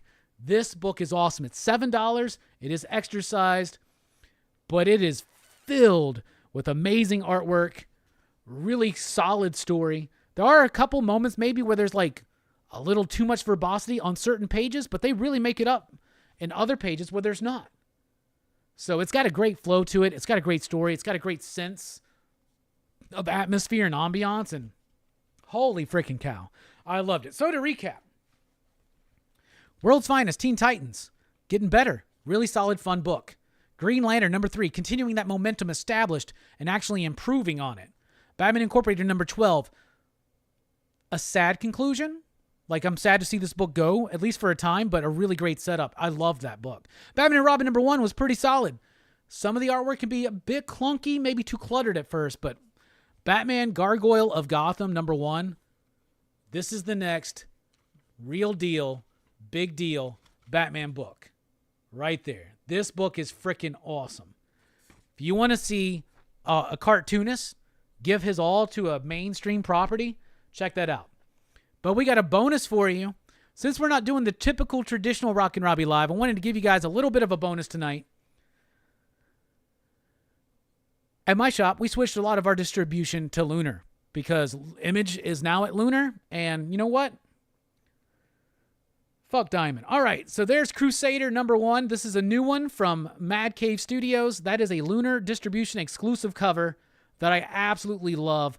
Might be a contender for cover of the week for me. Crusader is about a knight in the Crusades who winds up being transferred into this like fantasy world populated by goblins and stuff. The art in this book is what initially drug me in, and the story kept me in. It's not going to be for everybody or to everybody's tastes, but I actually really liked Crusader, so I thought that was definitely one to keep your eye out for.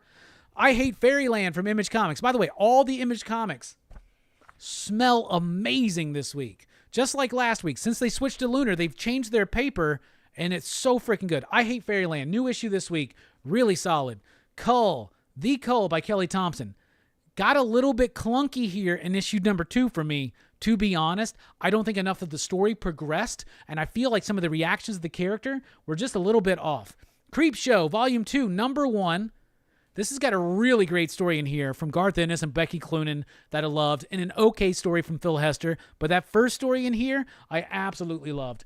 And then Something Epic issue number 5. Yeah, issue number 5 is something epic. Love the art, love the story concept, love the imagination.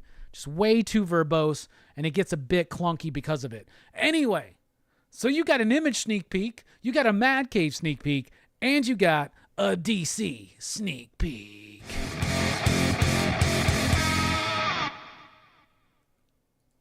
So there you go, y'all. Boom. Pop, pop, boom. All right. Let's take a look at the chat. And while I'm looking at the chat and getting caught up on that, don't forget, everybody, the CBC Awards, please vote for us. Please, please vote for us. But also the Super Chat menu is active as we speak.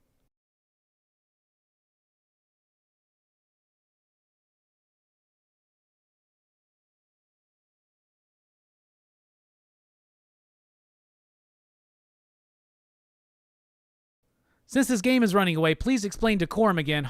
That's funny. Decorum is a simple story told in a complex way. There's an egg. A bunch of different factions are after this egg, including this guild of assassins who have impeccable decorum. I need to reread it again. I got the hardcover. I need to pull it back out. Damien is here. Sleepy Reader 666 Station. We've been telling everybody to vote for you for Lifetime Achievement Award today.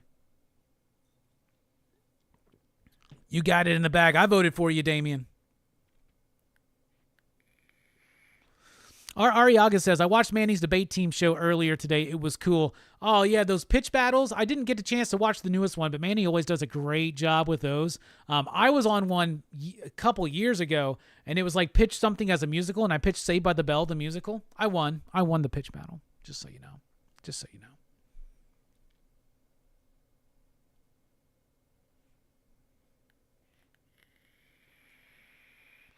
Giants getting waxed here. Yeah, they are. I'm happy to see it, to be honest with you. Robbie, what would you give Donna DC out of 1 to 10 you digs? Well, Spilio, you know we don't do it out of 10. We do it out of 5. Out of 5 you digs, I would give Donna DC right now a 3.69, my friend. I think for the most part, it's been a solid direction. I think it's had a couple missteps. It's got a couple books that didn't really pop, but a lot for the most part. I'm more excited for the overall vibe of DC Comics right now than I am Marvel. And usually that's what you compare it to, but they're not making the best comics out there. But I do think they are a very consistent mainstream superhero publisher, and I think they are getting on the right track. They had some missteps, but for the most part, I think they're pretty strong. I'd give it 3.69 you digs out of 5.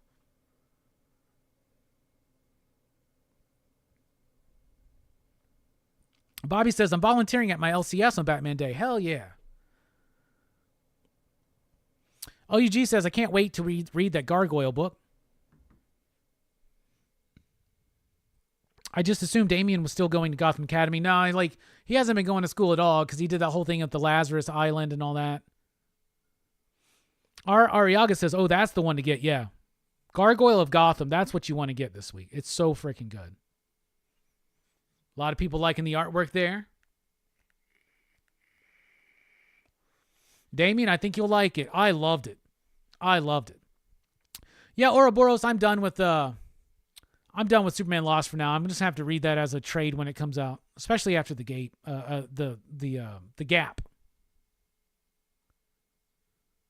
You can tell Raphael Grandpa was inspired by Jeff Darrow. Awesome looking book, yeah. There's that influence in there as well. Bobby De La Ghetto says, verbose and clunky is my middle name.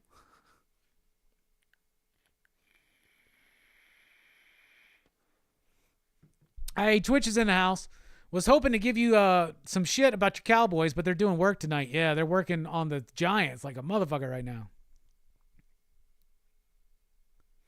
Sleepy Reader says, Decorum did not impress me in a reread except for the art, of course. All right. Well, the art's amazing in that book regardless, right? I need to reread it. I'll try to reread it. Maybe we can talk about it next week. Maybe I can squeeze it in this week. I don't know. Hey, Fable's in the house. What is up, my man? Oh, you're welcome, Damien. I love you. Yeah, I've never seen that, Jay. I'll have to check it out. Low Hits in the house. What's up? All right, 1 minute left in the half. Cowboys trying to do work. Would you recommend Batman Gargoyle for new readers, or do you have to be on a current book to understand? Trade Paper Dad, it is new reader friendly. It is not young reader friendly. It is definitely for adults, but it is a really solid Batman book that you don't have to have any knowledge of anything before, because it is set in its own continuity, its own world. It's like an Elseworlds, basically. View it that way. But it's its own thing, and it establishes everything that you need. It is a freaking fantastic book. I love this book so much. It's one of the most impressive books to me that I've read from DC in a while. And there's a ton of Batman stuff, you know, and there's a new Christian Ward Batman book coming out called like The Madness or something. I read that yesterday, and the art was great, but the story was just kind of okay. But this one is the solid. Now, don't think that the story on this is going to blow you away. It's not. But it's an interesting concept on a new take, it's an interesting concept on a new villain. And I love this interpretation of Batman and the story that is being told here. But the art is the star of that, and it's gorgeous. That could have been way worse. All right, we're finishing out the first half of this game.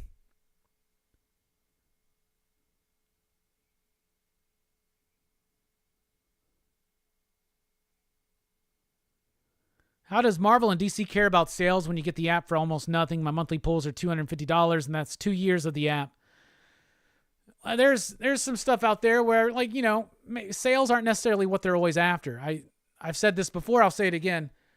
Marvel and DC are not necessarily in the business of making comics to sell comics. They're making comics to be able to mine creators cheaply for ideas for IP. I went on a whole rant about it weeks ago. I am not that drunk right now, though. I've had a few shots. I have had a beer chug, and my beer cheers beer is like halfway full. But I think the water's really helped. So thank you, Chocos. All right, we're less than a minute into the half, or into less than a minute to go for the half, and I'm waiting because I got to pee. One thing this water and beer has done is I got to pee. Oh, Peacemaker Tries Hard is great, Lewitt. DC titles: Peacemaker Tries Hard, Birds of Prey, Shazam, Blue Beetle, JSA, World's Finest, Teen Titans World's Finest, Green Lantern, Superman Action Comics. All good, solid books, in my opinion. Station, Batman Noir. Oh, yeah, that's the other thing. There's a black and white version of this. Fuck, I should have grabbed that so I could look at that. I wanted to see that.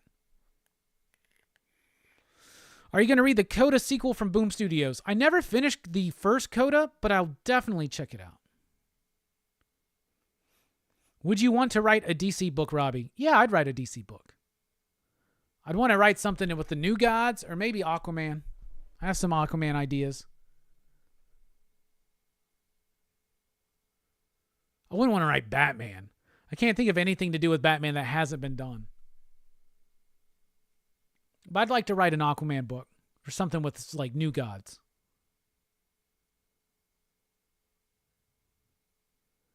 All right, Cowboys kicking it away here. 50 seconds left.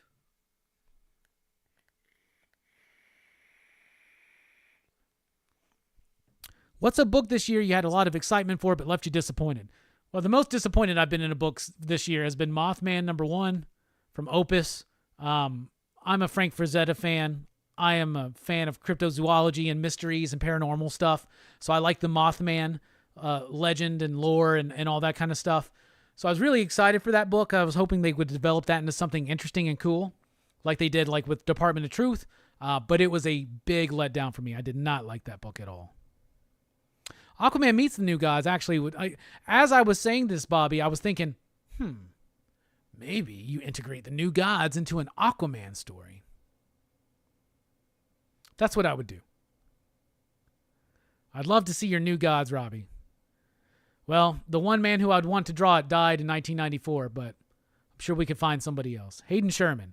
Me and Hayden Sherman on a New Gods book. Let's do that. I would love to see Hayden on a New Gods book. I think that would be perfect for their style. Damien OUG wants to know if you would want to write anything for DC. What's up, Eric? Question, says William. If stories that was in comics is used in movies, then why isn't the writer given credit and paid since they wrote in comics what was used in script? Because, William, legally speaking, what's happening is that writers and artists, what they're doing is work for hire. So the official, according to the law, according to copyright law here in the United States of America, work for hire in this kind of sense. So, for instance, if you turn in a script for a Marvel book, Marvel owns that. Technically speaking, legally speaking, the writer is not the writer of the book. The artist is not the artist of the book. The author and creator of that book is Marvel Comics. Same thing with DC. That's why. Legally speaking, the contract they sign, they get paid as work for hire. You are pumping in this script, we're going to pay you this page rate. But the contract states very clearly that the author of the book is Marvel Comics, not you. So that's how they do it. They will give them a credit at the end sometimes. But as Jimmy Palmiotti said when he was here on the channel, it's nice. A paycheck would be better.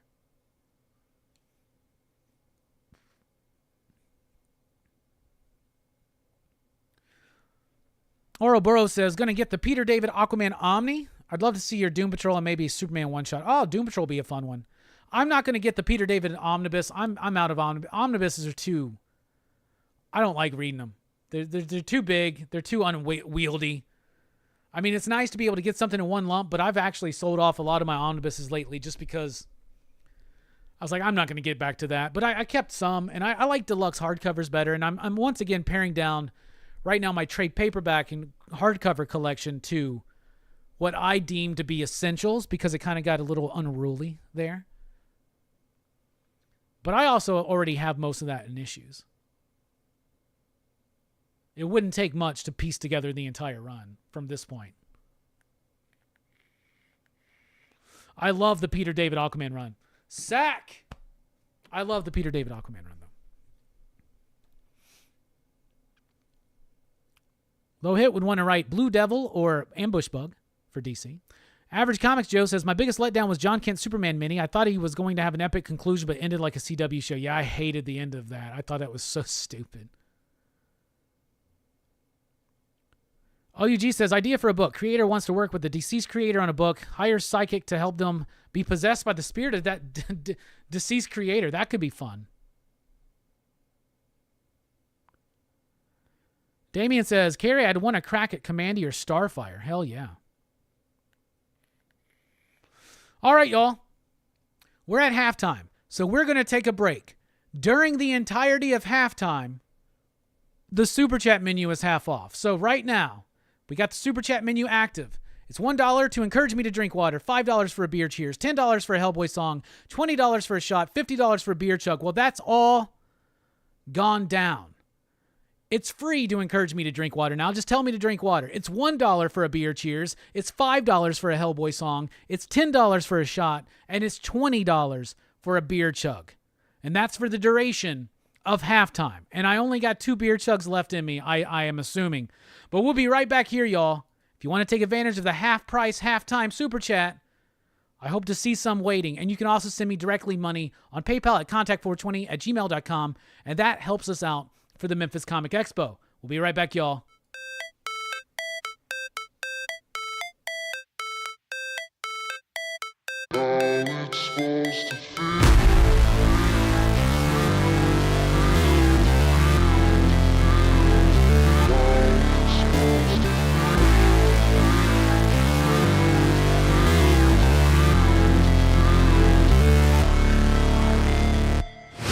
Never break, always fight, never quit, do it right, play the game, win it life, have no shame, there's no time, feel the pain, live the grind, I could change, in my mind, pick a lane, commit and climb, the only way to win it life, I never miss, that's fact, taking big swings, bitch, hand me the bat, put me in the ring, you'll go out in a bag, cause I sing what I mean and I bring it to the mad light, ain't got time to kill, I got time to feel, I took the red pill, I know life's short so I wanna live real, but how's it supposed to feel?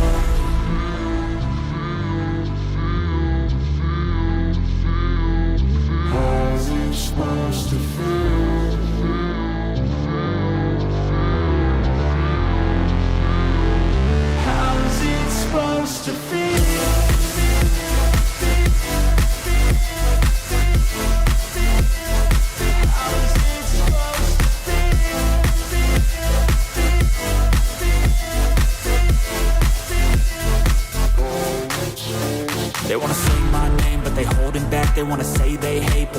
that's cap. I ain't playing no games, I just do that's fact. And I don't feel no shame, it's a mood you lack. I go crazy, nah bitch I ain't lazy. Track after track, I work on the shit daily. Pass me the jack, right as fuel, got me hazy. About to unpack all these things I've been chasing. I've got visions in my head, like memories after death. To be a legend instead of something you can forget. I'm living up every breath, I'd rather lead than be led. I'll fill the seats as I spread, with every word that I've said.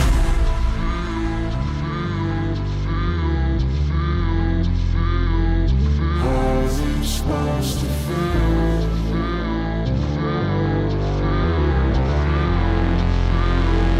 How's it supposed to feel?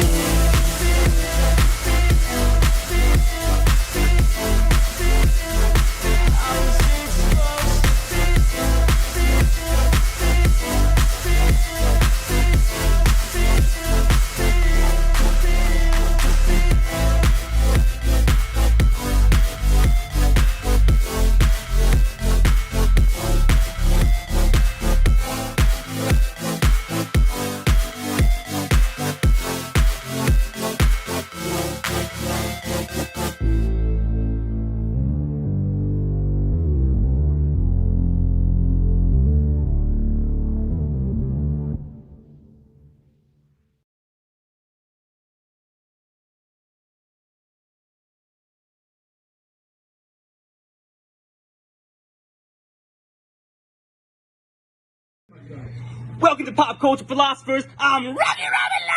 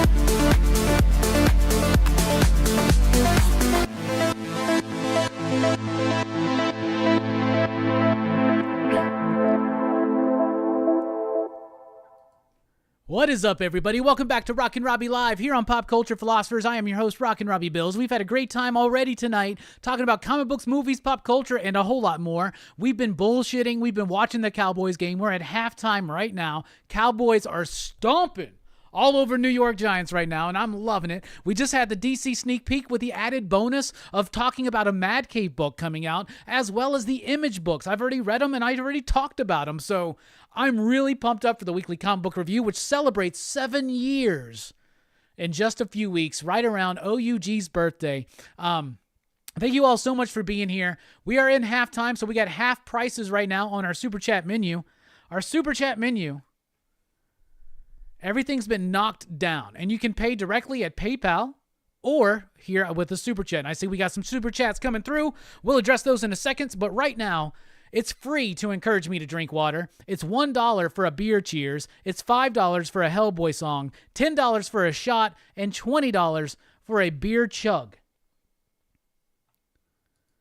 But y'all, we are in the midst of Horror Fest, but before that, Follow us on Facebook and on Instagram. If you're on Facebook, join the PCP Army. That's the official Pop Culture Philosophers Facebook group. You can also follow me personally on Twitter at @TheRockinRobbie. You can support the channel at patreon.com/PCP, like these fine PCP patrons right there, or with a super chat tonight. And right now, we're at half price, halftime.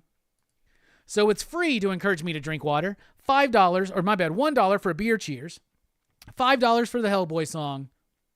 $10 for a shot. $20 for a beer chug. I only got 2 beer chugs in me. We've been nominated for 6 CBC Awards. Please go to cbcawards.org and vote for us for favorite channel, best collaborative project or event, best hair, best comic book review, best ongoing series for the weekly comic book review, and best comic book community channel of the year. By the way, best collaboration is for the monthly review. Horrorfest rolls right on through tomorrow night on PCP Movie Night with Elvira, Mistress of the Dark. That's at 8 p.m. Central Time. Then join Verno and the crew over at Blood Splatter Chatter Thursday night at 8 p.m. Central Time as they talk about the new Blob movie, the one from the 80s, right? And then over on Saturday night at Dylan's Horror Show, they'll be talking about Cujo at 8 p.m. Central Time. We now pause for station identification.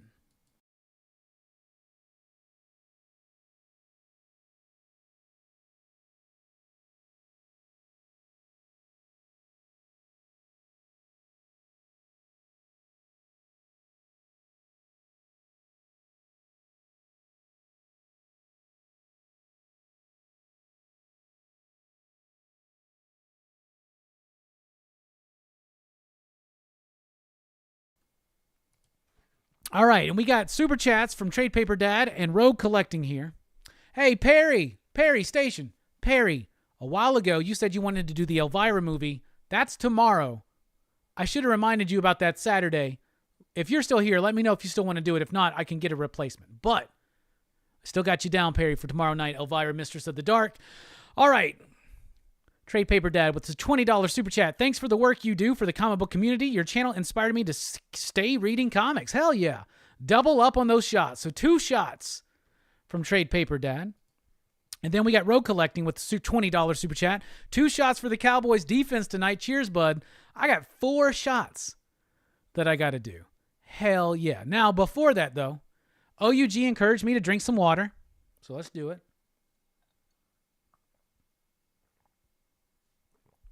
Jay encouraged me to drink some water.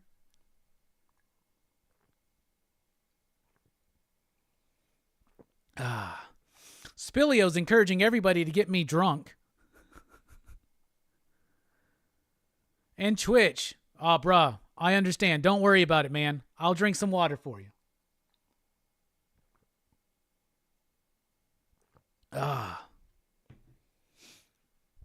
Chocos. With $1 beer cheers. Station, everybody. All right. I got 4 shots to get into. I might have to go make another batch. These are hefty shots that we're doing.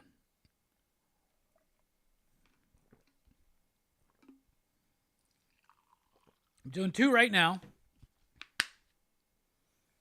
Hell yeah, Perry. Excited to have you. 8 p.m. Central Time.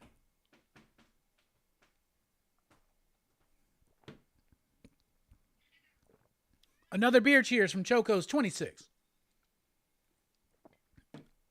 It's going to happen now. 2 more shots to go. But before that,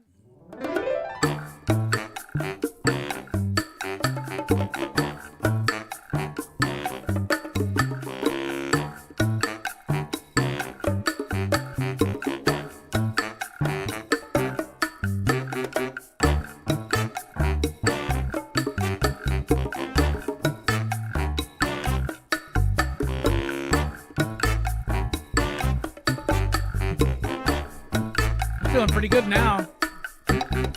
Let me tell you about this little man I know. His name is Hellboy. He was sent to the earth some long time ago to save it or destroy.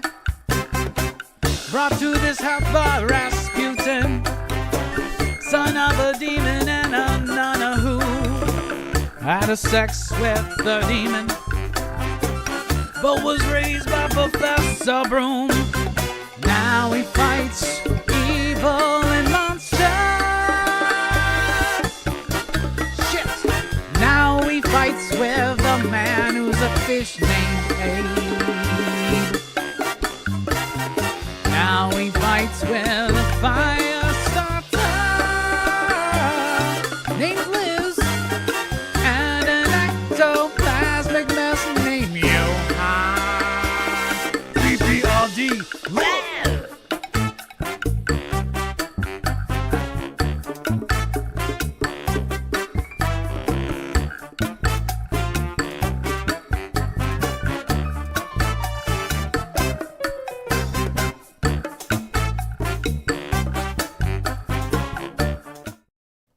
All right.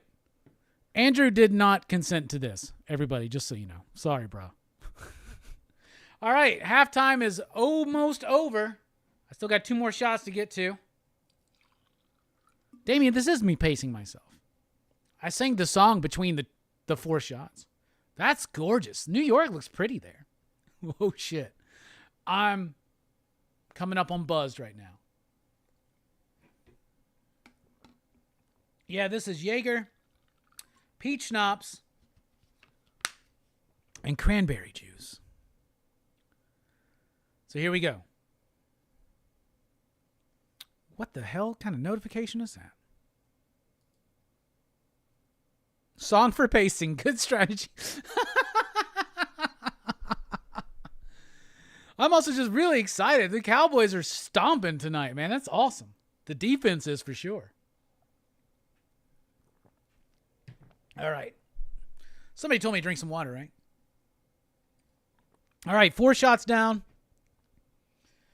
Ugh, we're about to be kicking off. As soon as kickoff starts, the half price is over. And yeah, the math doesn't add up. You're right.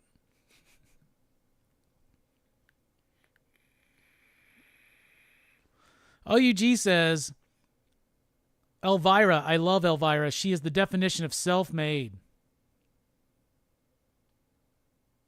Hell yeah. Thank you so much, Trade Paper Dad and Road Collecting, for the super chat. All right. We are now into the third quarter. That nest Jason Voorhees gets me. Oh, the NES. Yeah, I love it. Fighting the NES Rambo, if you notice. See? All right, Super Chat menu is back to the normal prices. Just to remind everybody. Pollard breaking free.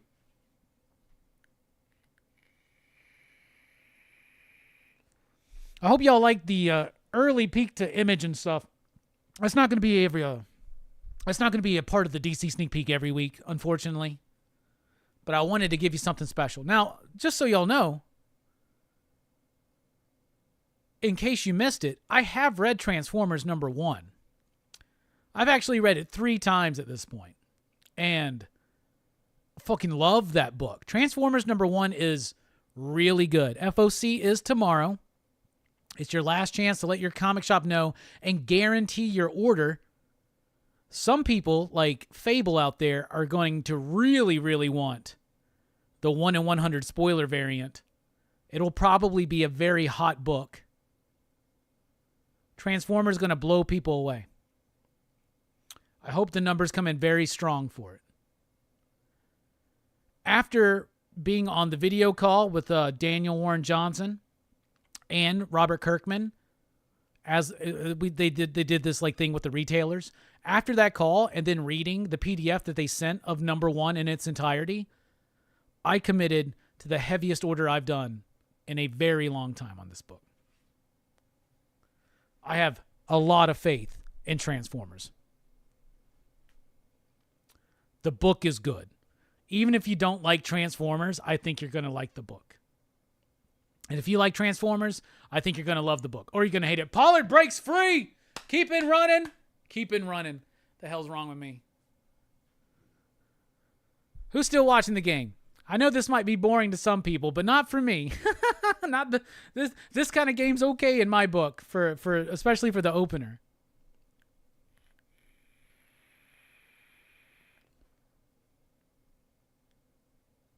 Guarantee your orders on this one will sell out. Yeah, Transformers is going... Because as soon as... And here's the thing. The book drops October 4th. It drops the same day as Gods #1, the new Hickman book. I've read that as well. I liked it. It's extra sized. It's $8.99, $9.99, something like that. It's good. It's decent, but it's not like wowing like Hoxpox was, those first issues. It doesn't feel game-changing. But it's a good, solid Marvel comic. It's one of the better Marvel comics I've read in a while. But this is going to be the book of the week. I'm already telling you. Do a Powerbomb was amazing. And every book that Daniel Warren Johnson's been working on has only gotten better. And this dude is so filled with an enthusiastic love for this medium. And it comes across. That could have been a touchdown. Fuck. Anyway. Transformers. This dude keeps leveling up. He literally has the Transformers doing like wrestling moves and shit.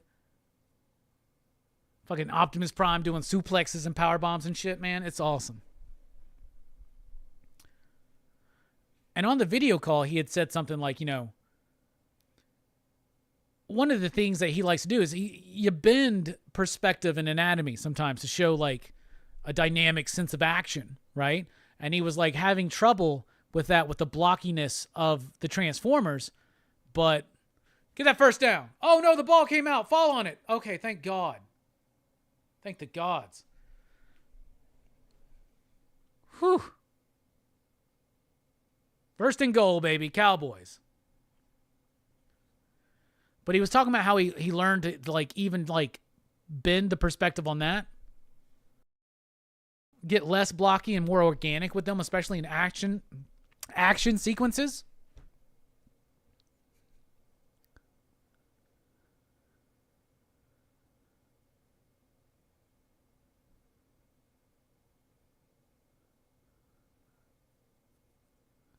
But Transformers #1's really good. Gods #1's good too, but Transformers #1's better.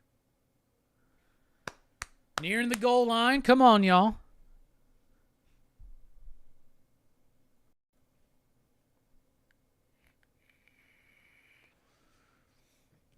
We're going to be doing a taste test here in a bit, as well as talking about a comic book. If y'all have any questions, get them in right now. The show is driven, fueled, if you will, by your questions, your thoughts, your comments, and your concerns. Second and goal. Touchdown, Cowboys. Touchdown, Cowboys. Yes. Cowboys are doing it tonight. Yeah, Incredible Hulk is out this week. It's a very quick turnaround from issue 3 to 4.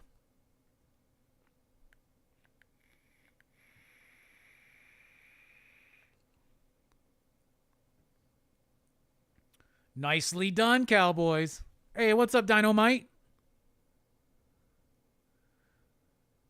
Good going for all of y'all who took the Cowboys tonight. 32-0.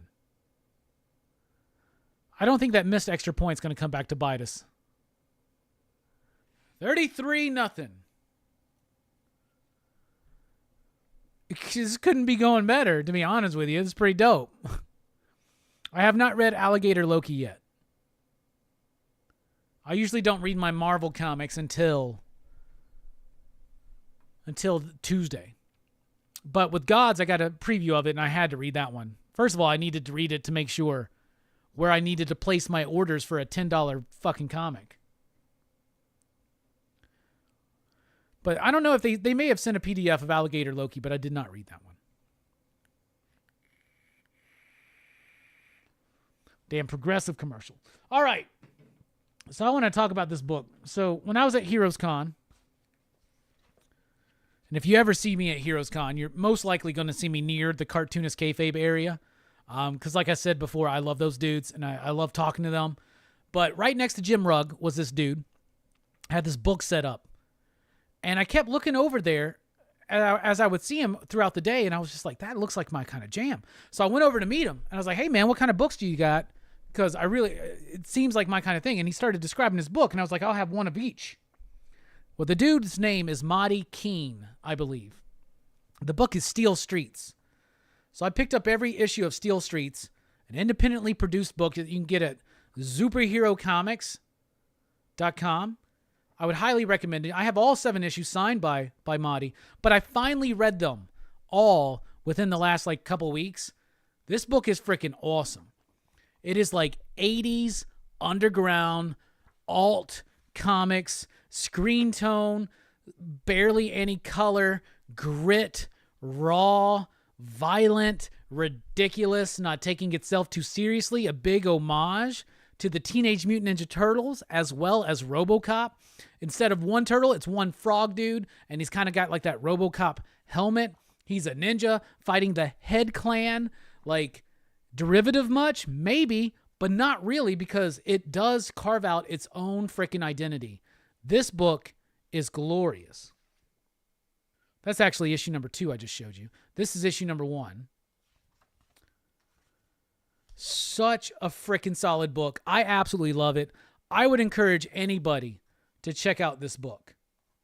It is violent. It is fun. We got these gatefold covers on every single one of them. Solid artwork, one voice coming all the way through. I cannot recommend this book enough. Here's issue number 4.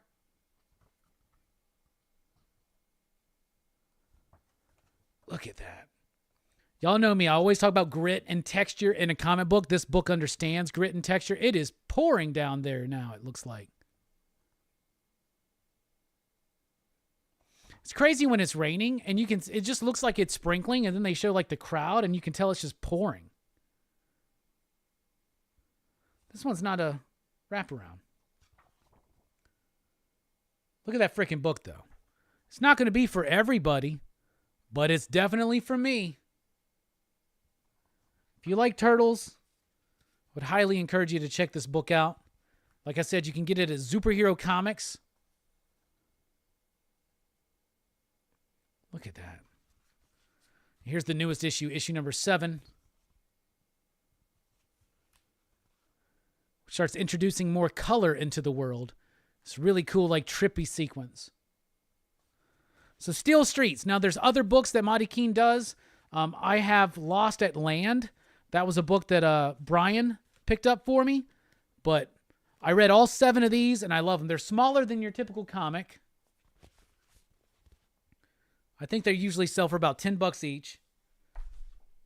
I got the bundle price, obviously, with getting them all. But I freaking love this book. It's so freaking good. Y'all need to check this dude's work out. Monty Keene is making the kind of comics that I absolutely love, cherish, and adore. And you can tell him I said that. Hot damn.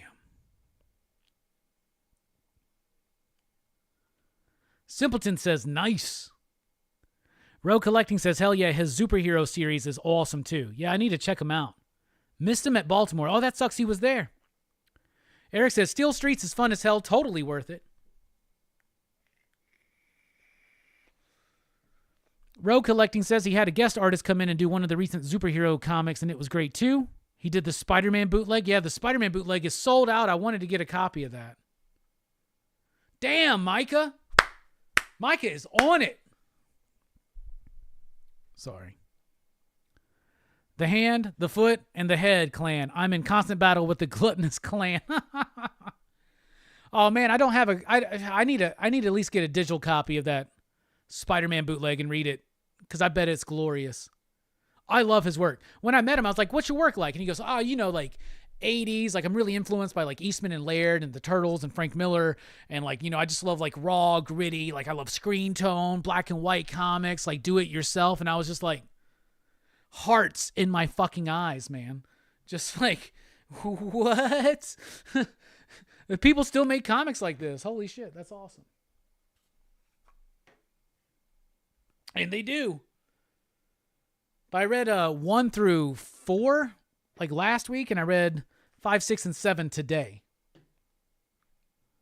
And I loved it. Loved it, loved it, loved it, loved it so much. There's Ariel. She's making an appearance again. Everybody wants to see you. Everybody wants to see you, little kitty.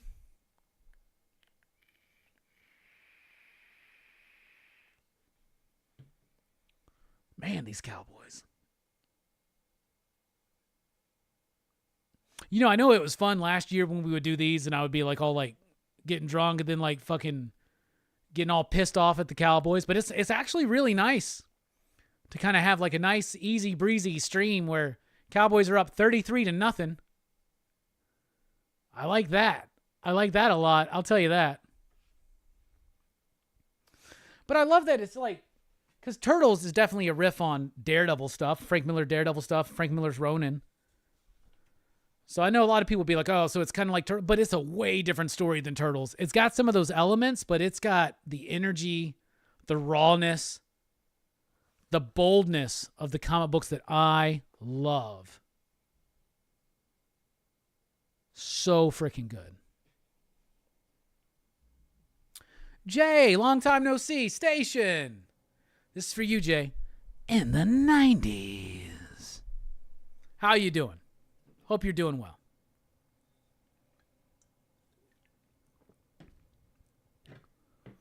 Daniel Jones is their leading rusher with only 39 yards, which is almost as many passing yards as he has. Yeah.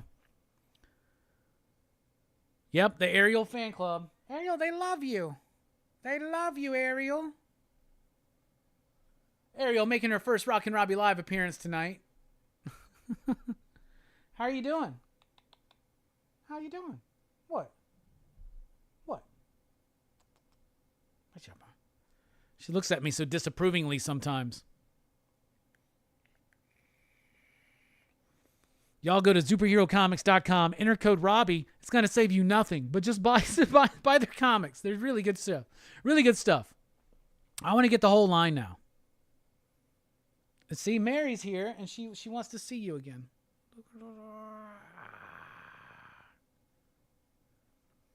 Should lower the camera next time. Oh, look at the little baby. Giants are punting it away again. Looks dope. You ever dug Everett Hartzo's Razor series along with Sade and Poison, Smutty and Gritty? No, I'm not even familiar with those Ouroboros. I don't have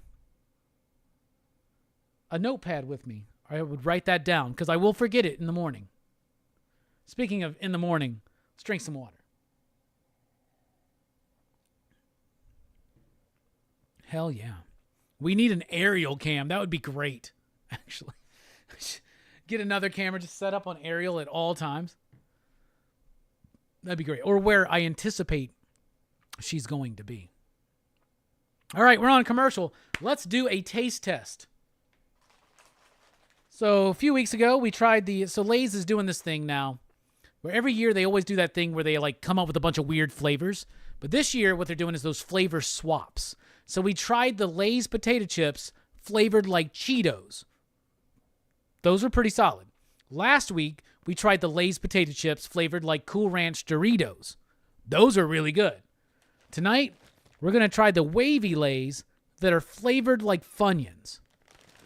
Now, I am a fan of Funyuns. I love Funyuns. Flamin' Hot Funyuns, one of my favorite snacky, chippy things. So I'm excited to try these out. I think they've done this before. I think I've tried them before, but I don't remember if I liked them or not. So let's do it.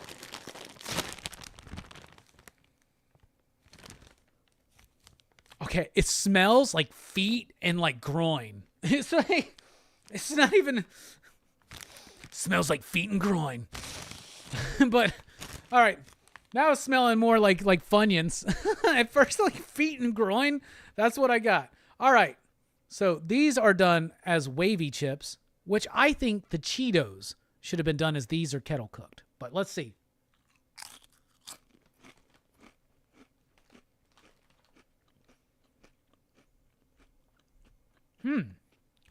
That's delicious.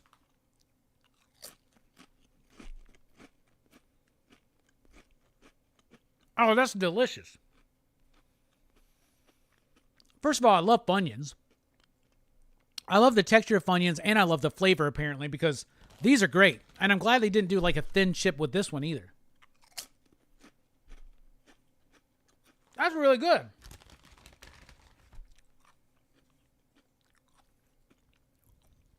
I don't know what else to say. It's really good.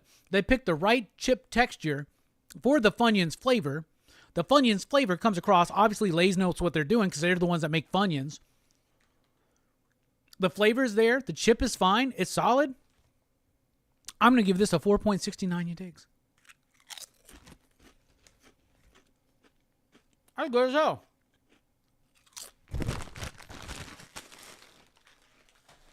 $4.69, you digs, y'all. Man. They're showing Dak Prescott's new leg tattoo. That's elaborate. That's elaborate as fuck. It's like a cityscape and a fucking Pegasus. Some shit like that.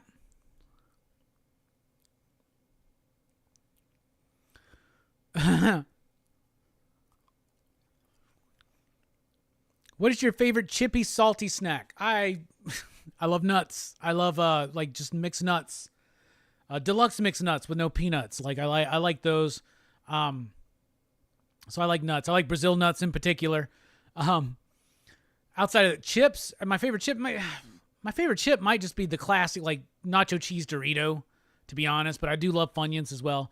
But nacho cheese Dorito seems to be the one that I kind of go to the most. I have a soft spot for Fritos, but I don't eat them all the time because they're like one of the most unhealthiest chips you can eat. Not that any chip is healthy. So yeah, there's that. But for the most part, with if I want a salty snack, I would prefer like some mixed nuts or some pistachios.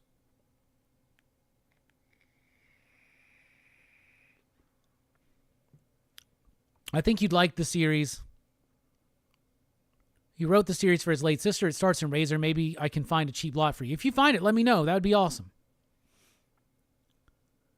OUG says, the Cheeto Lays smelled like ass in a good way, and these are foot and groin. Let's see. OUG, is that what I said about the Cheetos once when I smelled the bag? Apparently, you don't need to smell the bag of chips immediately because the smell was definitively like... I said feet and groin because it smelled like a fucking locker room.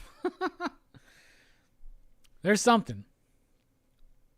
Smell of the week. Feet and groin beats out Image Comics. Ariaga says, I came to the show tonight planning to make fun of the Cowboys because this is hard to say. I'm a Giants fan and it hurts. Oh, shit. I'm so sorry. Ariaga with Super Chat. MX200. All right. What does that mean? What level is that? MX200. What country is that? What currency is that? Can you help me out here? I don't have no idea. Mexican pesos. There we go.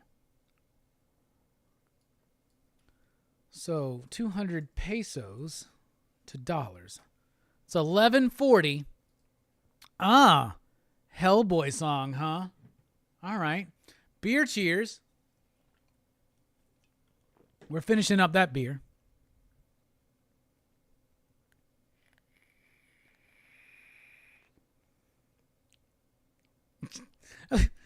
Everybody's like, wow, holy shit, $200. And then Ariaga's like, it's like $12, y'all. Yeah, that is what I said about the shit. Fuck yeah. Yeah, you got the Dallas skyline. There's like a fucking Pegasus, like a king and ace. Like, what struck me was that the idea that ass could smell good, smell in a good way. Ass can smell good there is a good way that ass can smell. I don't want to get too personal. Anyway, $10. That's the Hellboy song. I'm going to open up this beer, though. Do another beer cheers. Honey roasted cashews are actually really good. Like, I had some the other day for, I don't know. I don't think it's the first time. I've had honey roasted peanuts all the time, and they're okay. Honey roasted cashews, that's another fucking level of honey roasted nut. You know what I'm saying? Anyway, thank you so much, Ariaga. We really do appreciate the support.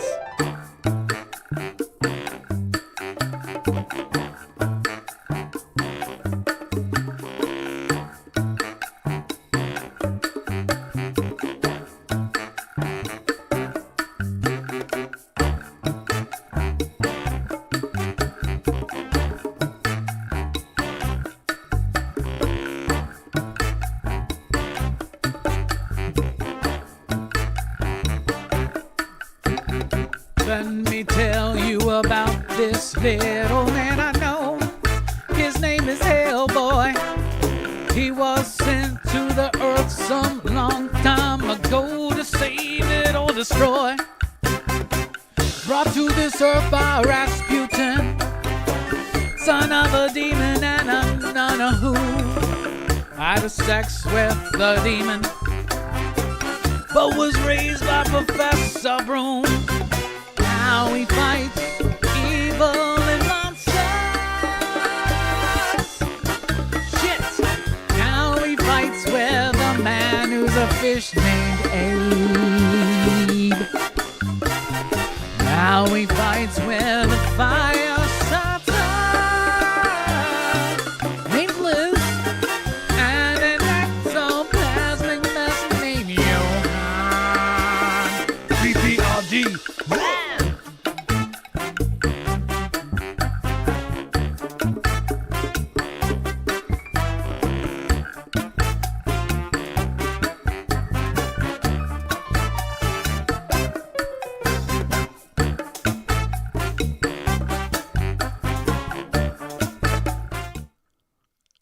Twitch, you telling me you don't think the ass can taste good in a good way?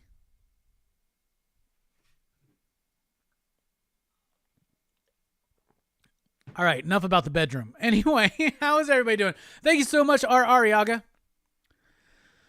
No, we've had the Uncle Scrooge on there before. I haven't added anything new to that. There's a whole bunch of stuff that's on there. I'll show you everything.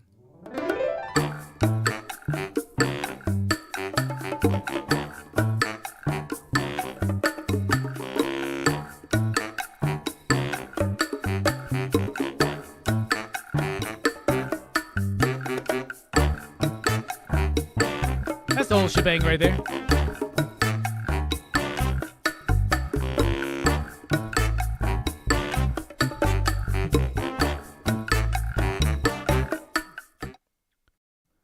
Well, hopefully we don't have to worry about a momentum shift at this point. You never go ass to mouth. That's what they say.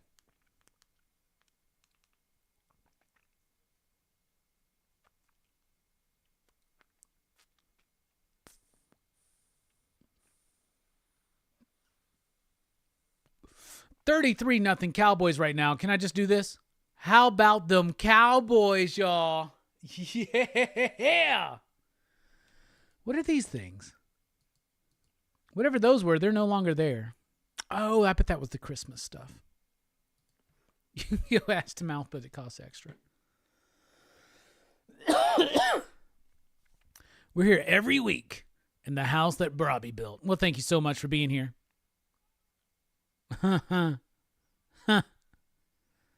Batman kicking rocks at Captain America. Yeah. Thanos is throwing up the rocks, though. I need to add some more to that. Or make it new, completely different. New look Rockin Robbie Live coming in 2024. We'll see.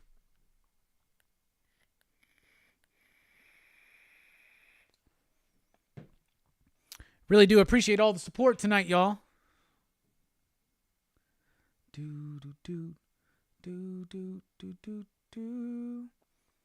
Just got a message from Joe Corallo.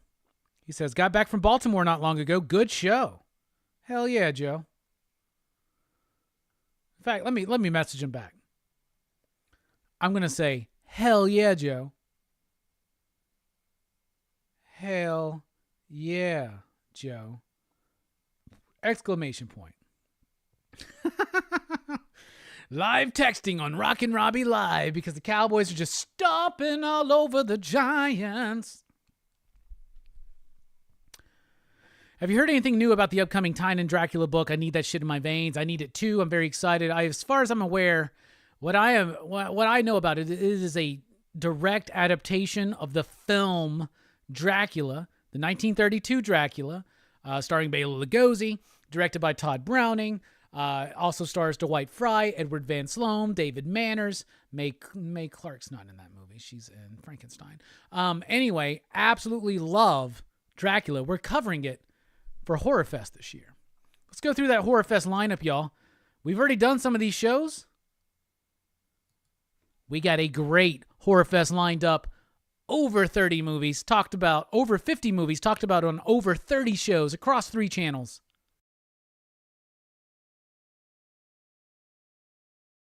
Oh, I thought I still had the whole slideshow in there, but I didn't. I would play the Horror Fest teaser, but we would be demonetized. You know what? Fuck it.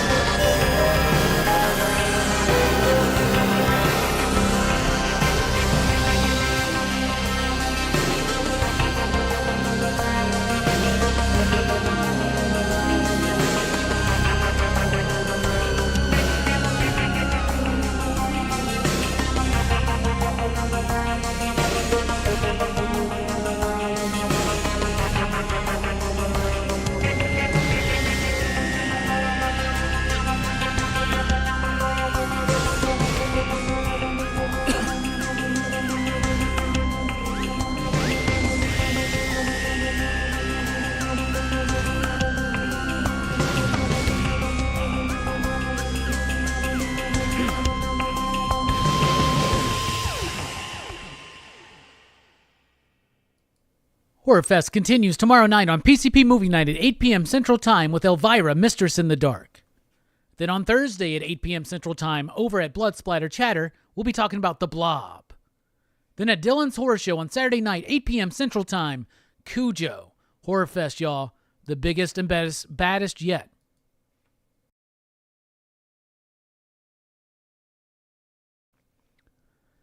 All right, we're nearing the end of the third quarter. We're going to take a break at the third quarter because I got to pee again. Go figure.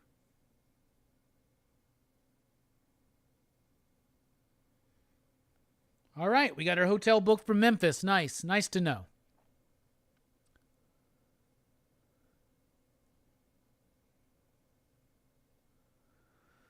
All right, come on, Cowboys. I think we're going to pull this one through. Two Gun says he still has 9 Saw movies to watch. I still have 8 to watch. What did you think about your rewatch of 1? I loved my rewatch of 1 and 2. Best time I ever had watching Saw 2. Loved it. It's going to be the highest rating I've ever given it. 3rd and 8. 7 seconds left in the third quarter.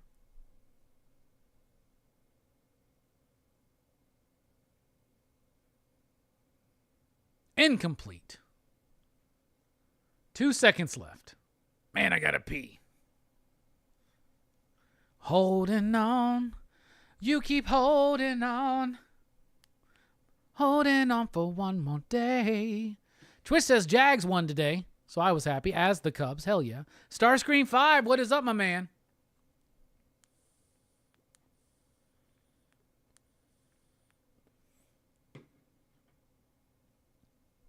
They're going for it on 4th and 8. They got to.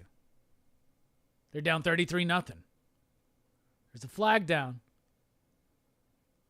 Incomplete pass. There's a flag down, though. Offensive holding, hopefully. What is it they say? There's holding on every play. Holding on the offense. Boom. Penalty is declined. End of the period. My bad, period. Jesus. End of the quarter. We'll be right back for the fourth quarter of the Cowboys-Giants game here on Rockin Robbie Live.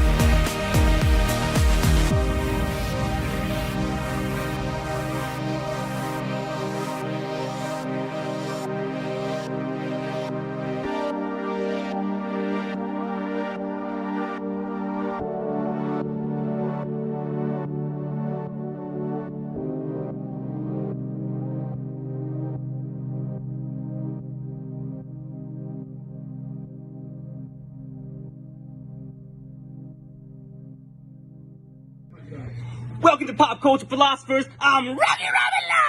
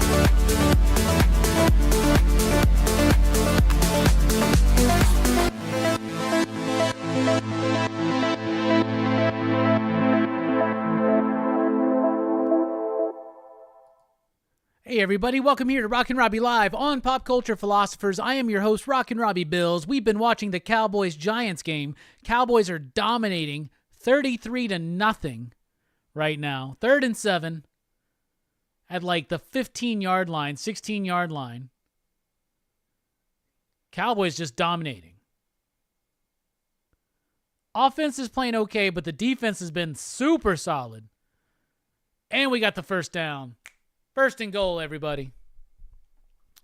How's everybody doing? Follow us on Facebook, on Instagram. If you're on Facebook, join the PCP Army, the official Pop Culture Philosophers Facebook group. You can follow me on Twitter at @TheRockinRobbie. You can support the channel at patreon.com/PCP, like these fine PCP patrons right there, or with Super Chat. We got the Super Chat menu active tonight. I've been drinking. I've been doing shots. I've chugged a beer. Here's what we're going to do. For the rest of the game, we got 12 minutes left, 12 and a half minutes left. So everything is still staying where it is. $1 to drink water, $5 for a beer cheers, $10 for a Hellboy song, $50 for a beer chug, but we will do half-price shots from now until the end of the game. So $10 will get you the double twofer. It's the fourth quarter twofer. 2 and 2 equal 4. $10 will get you the Hellboy song and a shot. So there you go. How is everybody doing? We just did all the promos for Horror Fest. So Horror Fest this week, Elvira on Monday. The Blob on Thursday. Cujo on Saturday. The Super Chat menu, all that is active, but the shots are now $10 as well till the end of the game. And we've been nominated for 6 CBC awards. Please go support your channels and vote. And I'd appreciate a vote from you. Nice drop pass again. That's shit. Hey, Clayton's in the house. What is up, my man? How you doing, Clayton? Station, man. Clayton, how do you feel about sleepaway camp? I'm curious.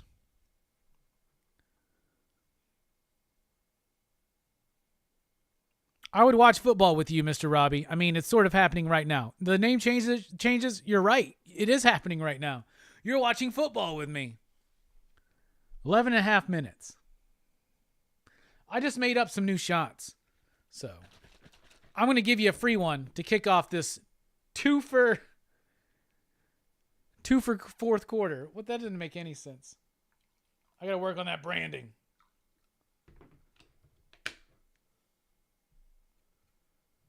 Station, everybody. Touchdown, Cowboys. Touchdown, Cowboys. Hell yeah.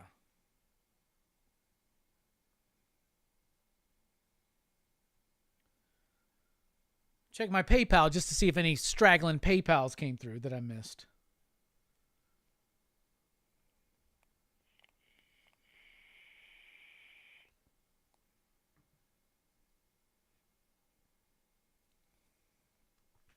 Oh, well, thank you so much.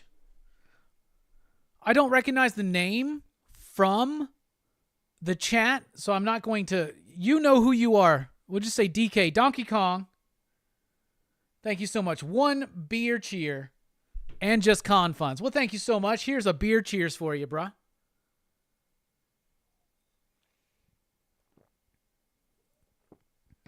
And I'm throwing in a shot as well. But first, a water. I appreciate all the water encouragement, too. You know, when we first started the Super Chat menu, the one thing that people suggested overwhelmingly was, you need to drink some water. So we added that in, too. So we appreciate that. Thank you so much, Donkey Kong. Nice. Ugh.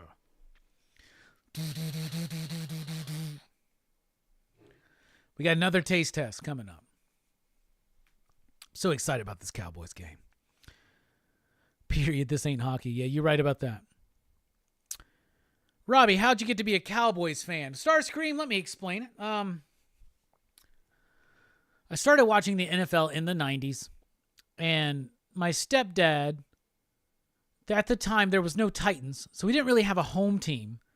So he kind of rooted for the Falcons, right? But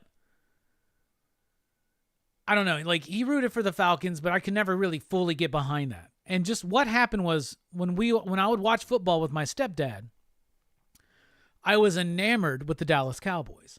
I was enamored with the cheerleaders. I was enamored with Troy Aikman and Jimmy Johnson. I just loved him as a personality. I remember being a kid. Emmitt Smith was my favorite football player. You know, there was a time where I almost wanted to be a Lions fan because I loved Barry Sanders so much. And I loved Bo Jackson, so I was almost a Raiders fan. But, like, Emmitt Smith, Troy Aikman, Jimmy Johnson, Michael Irvin, like, that whole crew, that just, like, they won me over. And my stepdad would talk shit, like, oh, the Cowboys suck. And I would be like, oh, yeah? Well, I'm a Cowboys fan. So that's what happened. And then we won a lot, and I thought it would always be like that. And then we haven't won a Super Bowl or been to the Super Bowl since I was 15 years old.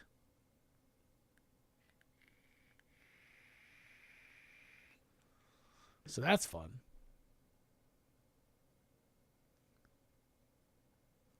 Excuse me. I remember liking the 49ers for a moment, but I remember like there was a game where I had to make a decision. Cowboys or 49ers. Because I grew up loving Joe Montana, and then at that time it was Steve Young when I had to make my decision, and I chose the Cowboys. And yes, I'm a Cowboys fan, I'm a Lakers fan, and I'm a Yankees fan. Yeah.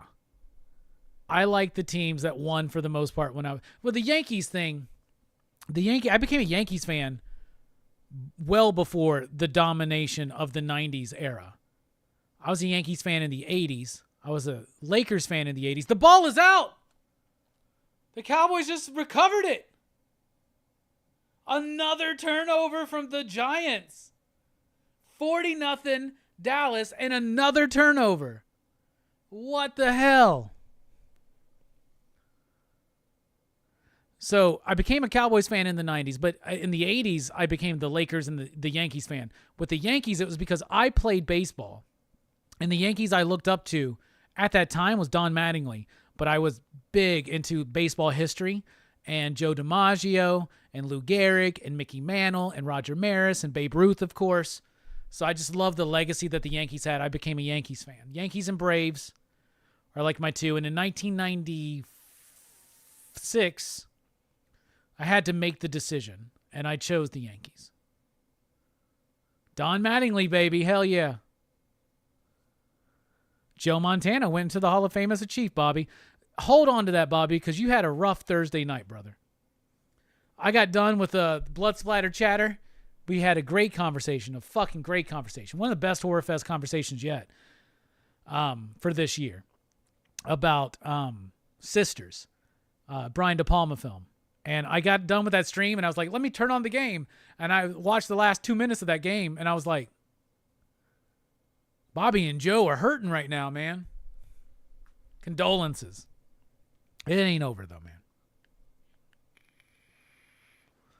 Two Gun Pedro says, love Saw 1. Hell yeah.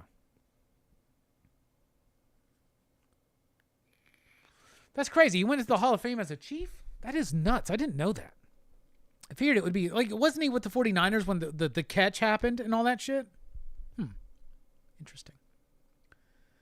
Very interesting. All right, taste test.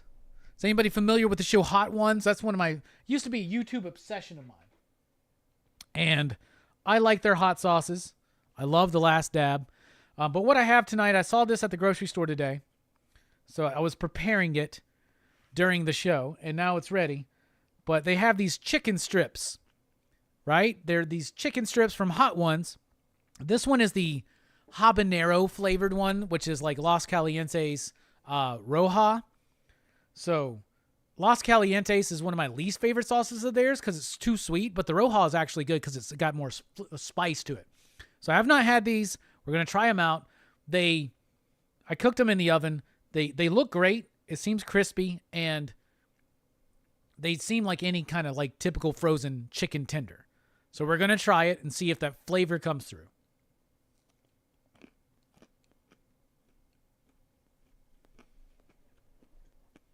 All right, it's a generic frozen chicken tender like anybody else, but the breading's actually good on it.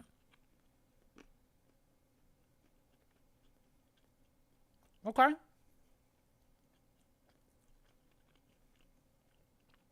Okay.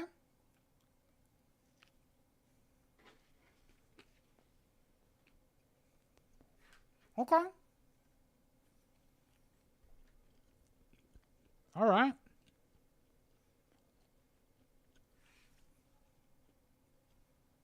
What? Ariel, you do not want this. Trust me.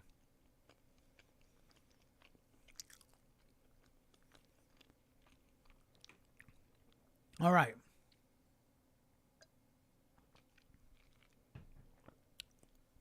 It's a good chicken tender. It's fine. It's good. It's fine. I like it. It's got some spice to it. For most people, this is going to be too hot. Like to most people, this is going to be like spicy. I like the fact that I can feel it. It's a good chicken tender. If you like hot one stuff, and they have like a regular garlic one, it's probably mild or whatever, but I got the hot one and it's worth it. I actually like that. I would say that it's still a frozen chicken tender, even though the breading's a little pumped up, and it's got some good flavor to it. Like that spice is there. And it's good. 4 out of 5 you digs for the hot ones. Habanero, Los Calientes, Roja chicken tenders, frozen. Yeah, they got dacking them out now. You don't want to keep them up. You're up 40-0. You're in the fourth quarter. You don't want to keep them out, especially with it raining like that. If Dak slipped and hurt himself again, that would fucking suck. Man, that was actually a pretty good chicken tender, though. I'm rather pleased.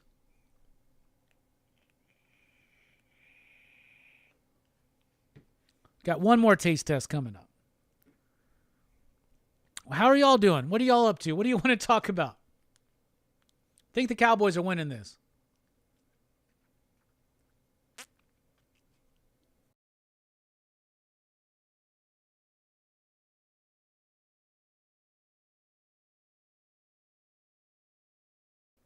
Shit's getting clogged up.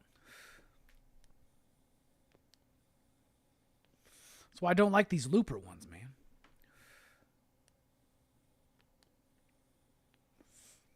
OUG's got a question. Do you have a Firehouse Subs there? My boyfriend and I used to go there and use all their high heat sauces to challenge each other with what we could handle. Yes, we have Firehouse Subs here. That's actually how this whole thing started. Was we would have Firehouse Friday at work, and somebody would go and get Firehouse, and they would get a selection of all the different sauces, and we would try them all out. I remember one time we did a sauce, and in fact, you can find clips of this. Like I did 4 vlogs back in the day. In the early days of Pop Culture Philosophers, I did a vlog, and I did 4 episodes of it, and it was just way too much. But they're actually still here on YouTube, and they're fun. And on one of them, it's during Firehouse Friday. And you can see us eat the hot sauces. Those are fun to watch. It's like a time in my life that doesn't exist anymore. But it's still interesting. But you got footage of my shop there, like my daily life at the shop. My daily life just I think there's footage of me in the gym. Like that was when I was going to the gym a lot and stuff like that. But yeah, it's actually cool. If you type them in, it's like Rockin Robbie's video log or vlog or whatever the fuck. But yeah, that's how it started. And I like a New York steamer, and I like an engineer from them. And I like the hot sauce. At the time of the video, though, I was a vegetarian. So I was eating like veggie. Like in the video, I'm complaining about the amount of mayo on my sandwich.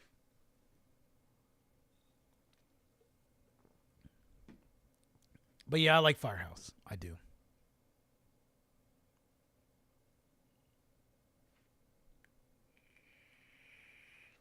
It's still kind of a staple. The name changer says, I'm going to start working out soon. Hell yeah. Pocky also pulled the 1-chip challenge from shelves recently, I think, due to a death. Yeah, I heard something about that. I did the 1-chip challenge. That's on the channel, too. It did not go well for me. It went way worse than when I ate a Carolina Reaper and the Death Nut Challenge. I like hot stuff, but that Pocky chip fucked me. It really did. It fucked me up, man. All right, I've been doing some burgers lately, and I wanted to just kind of go through these burgers that I've been making since we last talked about burgers. So let's do it. So I've been I live in an apartment, so I don't have like an area where I can have a grill and shit like that. We have like one of those like grills out there like you would find like at a park or whatever, and I'm sure I could do something there. I got to figure out what to do there.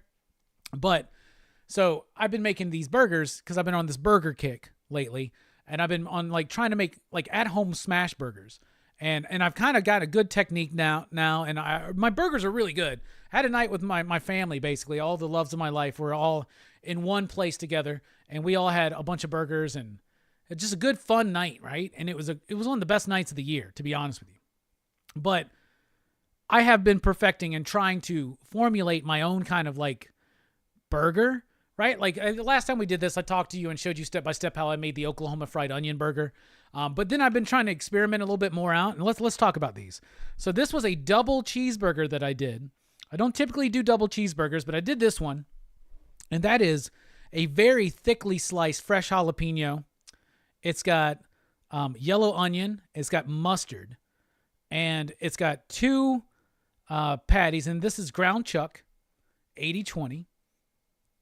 Two patties with American cheese and lettuce on the bottom. But what I did was that I purposefully got the cheese to be bigger than the burger so that it like leaked over the burger as it was melting and formed what is called a skirt burger. Now, this is not as extreme as some of those, but it's basically the burger patty is ringed around with like crispy, thin, crunchy, near burnt cheese, which I absolutely love. Absolutely love. This one, I got a chipotle aioli, and I was trying to experiment with making that. So this has got pickles. Oh, but there's pickles on this one too, pickles and the fresh jalapenos right there. This one though is just pickles and onions, mustard, the chipotle aioli, and a little bit of it's pepper jack cheese on this one, and then the lettuce at the bottom. I don't typically. When I make burgers, I'm usually just like a pickle and onion and mustard guy, but I'm trying to experiment, right? This is where I started trying to formulate my own kind of burger. So this is like big chunks of serrano pepper, American cheese, pickles, chipotle aioli, mustard, and sliced yellow onions. So this is more like of my wheelhouse of like where I'm trying to go with what I'm thinking about my burger, the Bill's burger, what I want the Bill's burger to be, right? Then Mike made me this like sauce that was like yogurt and bell peppers and dill, and it was like very Greek flavoring. And so I came up with this idea, which was a delicious fucking burger. So this has Mike's dill sauce, and these are toasted brioche buns, by the way. So Mike's dill sauce, then it's got thinly sliced cucumber, it's got pickled red onions, harissa, and then the patty, and it was absolutely fucking delicious. And then this is the first attempt at actually what is going to be the Bill's burger. I decided chipotle mayo is not the way to go. Horseradish mayo, maybe. So I looked up recipes to make my own horseradish mayo, and I attempted it this night. And I also got better pickles. I upped my pickle game and got these like deli fresh, super cut, freshly garlic dill pickles. They're amazing. So this is horseradish mayo, those deli pickles, the yellow onion, and I normally do red onion, but the yellow onion works better for me here. Mustard, white American cheese. And for the first time, I actually grilled onions and serrano peppers and had fresh onions and fresh serrano peppers. And it was good, but it wasn't quite perfect. But the other night, I made some burgers, and I got it near perfect. I just got to work on that horseradish mayo a little bit more. I got to have it have a little bit more kick, but I understood at this point how to build this burger. Toasted brioche bun. On the bottom, horseradish mayo. Then the burger patty, it's a smash burger. then a white American cheese. On top of that, grilled yellow onions, grilled serrano peppers. Then those beautiful garlic dill, fresh deli pickle slices, right? Then fresh, chunky chopped serrano peppers and some thick rings of yellow peppers, or my bad, yellow onions.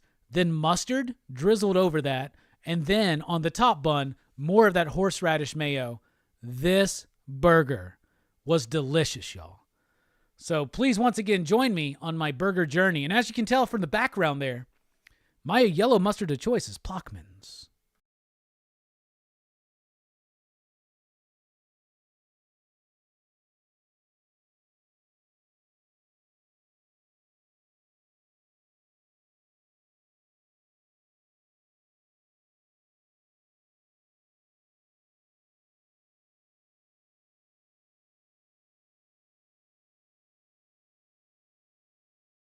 I present to you the Bill's Burger. That was fun, right? Hey, Jesse, say what is in the house? What is up? It's been a minute since I've caught a live stream, but here I am, station. I remember that night you thought you were going to end the stream. I did it in 2020. Are you a champion, though? I am. Are you talking about the one chip challenge? You talking to OUG because she streamed it? I remember that.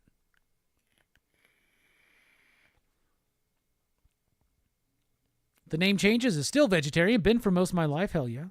I got a counter grill for my apartment, says Ricky B. Now I do have a griddle now. When I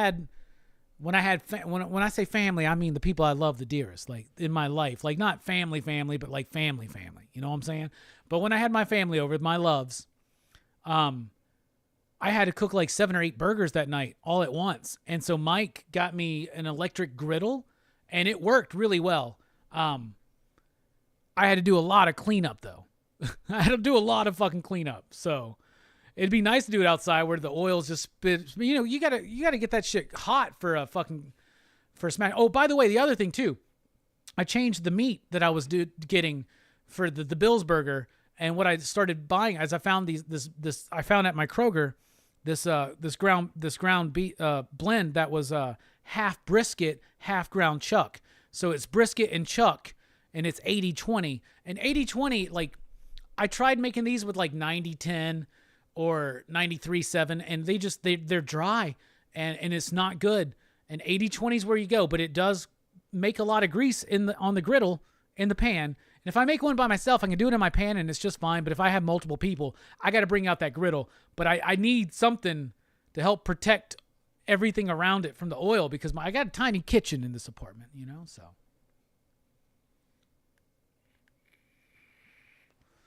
Cowboys are still winning.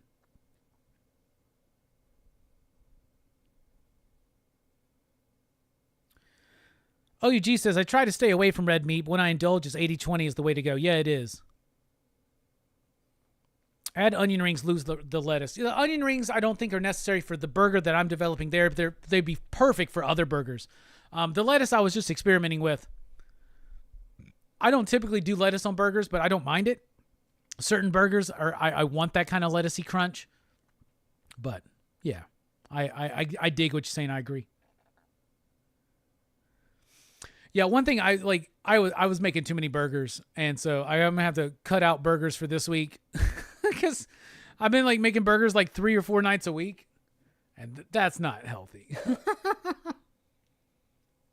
And you make some chicken bowls again, because you know I've lost 30 pounds since the beginning of the year, but I have gained back 5 of those, so I need to get back on it. And the burgers, I mean, it's the burgers. The burgers weren't helping at all. Oh, my God. They're so good, though. But I think I got to make it like a once-a-week thing. The problem is, if I make a burger for myself, you got to buy like a pound of meat. I make a burger. Like, I still got 2 more burgers to make. Like, right? Like, because I like do 1/3 pound if I'm just making them for myself or whatever. But this is going to make burgers for more people.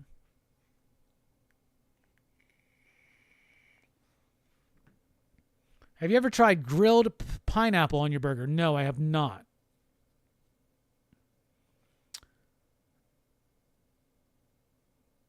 Too late for a burger now. Well, it's not too late for a burger now. I could cook one up, but I actually don't have any I don't have any meat here because, like I said, I got some fried chicken. Oh my God. Yep. I'm going to have to just cook up some chicken and rice and broccoli for the next week or two. I've been living too high. Bill's Burger is actually a great burger joint in New York next to the Rockefeller Center. If you ever have a chance, try the Bill's Double. It's great. Nice. Of course, my Bill's Burger is different trademarked because of the Z, but hell yeah, that's awesome. Yeah, I definitely have to check that out if I'm ever there. Lots of food places I want to try the first time I'm in New York. I just hope both teams had fun too. Cowboys are looking pretty good. As a Lions fan, that opening night game was pretty freaking sweet. I agree.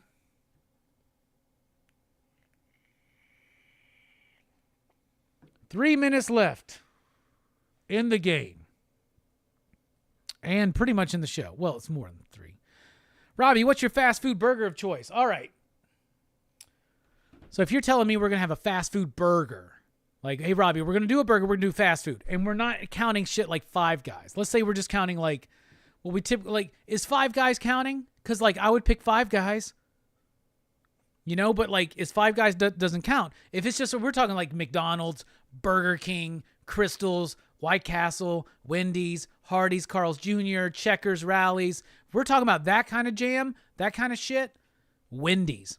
A Wendy's Dave's Double with cheese. No ketchup.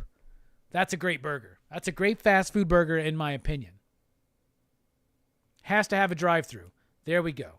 My fast food burger of choice with a drive-thru then is most definitely the Wendy's Dave's Double with no ketchup. Dave's Double with cheese, no ketchup.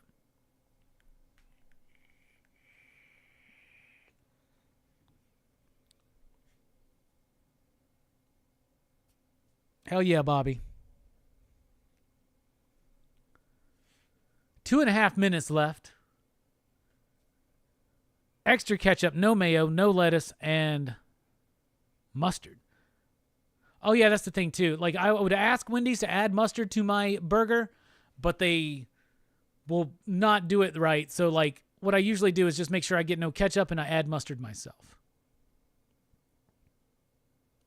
Never heard of Crystals or Rallies. Rallies is, like, some people have Checkers. We have Checkers down here. Other people have Rallies.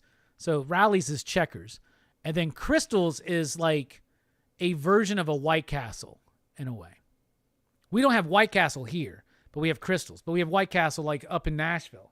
I love White Castle. Saw that Wendy's is going to have a pumpkin spice frosty. I'm all down for that. By the way, Taco Bell has some new menu items. Taco Bell is my fast food drive-through restaurant of choice. And last night I tried some of their new items. They got the chicken enchilada burrito. I'm trying to remember. I remember liking it. It's like their shredded chicken, and it's got like sour cream maybe or some kind of sauce or something. But it was good. It was good. It had it was like red sauce and cheese and maybe rice. Was there rice in there? I don't even remember what the hell was in it. That was good though. Also, they're strawberry twists. So they're like the cinnamon twists, but they're strawberry. Strawberry could be a little bit more flavorful, but they were still good. Also, they got new Mexican pizza. The cheesy jalapeno Mexican pizza. And what it is a Mexican pizza with like 4 jalapeno slices on top of it, but nacho cheese in it as well. That shit was good. I would give the cheesy jalapeno Mexican pizza a 4.69. I would give the strawberry twist a 3.5, and I would give the chicken enchilada burrito a 4. Do you have a Culver's? I haven't seen one in ages. We just got a Culver's in a city next to mine called Hazel Green, which I've driven past many times and have not had yet. So I've never had Culver's, but we have one nearby now. It's like 25 minutes away. Ricky says, don't even have a Taco Bell within 4 hours. I think I've had Taco Bell twice in over 30 years. Wow, that's crazy. Taco Bell is my go-to as well due to the vegetarian flexibility. When I was a vegetarian, Taco Bell was king especially, and that's where I really, really developed. I mean, I developed a love for Taco Bell as a young kid, but I also developed a love for cereal and McDonald's and all this kind of fucking shit. But Taco Bell, when I was a vegetarian, their options were amazing. They're really, really solid stuff. All right, we got like a minute 14 left in this game. Any final super chats? $10 for a shot. I'll give you a free one. I made all this.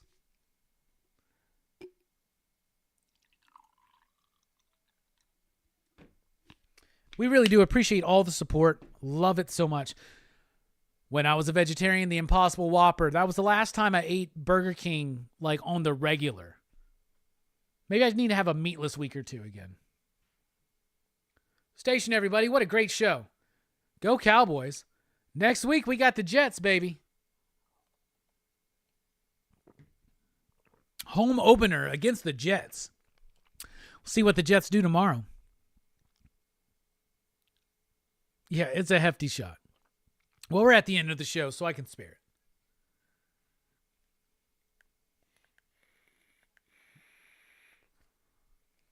I love the Cowboys are going for it on 4th and 4 at the end of the game because they're like, what the fuck ever. We're either going to make it or not.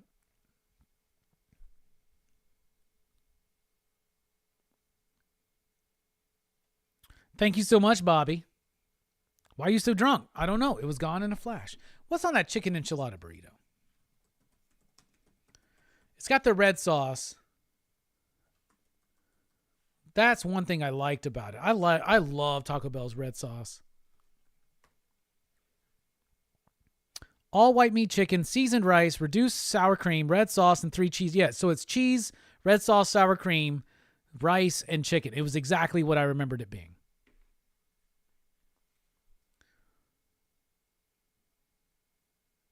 Haven't had an Impossible Whopper in a minute. Maybe I should try one again. One of my homies who was here actually earlier in the chat, he was, when I made the burger that night for my loves, I made an Impossible burger for him. Separate pan, of course. Mike06 is a Jets fan this year. That's okay. There you go. Mike, I got your message, by the way. Thank you so much, bro.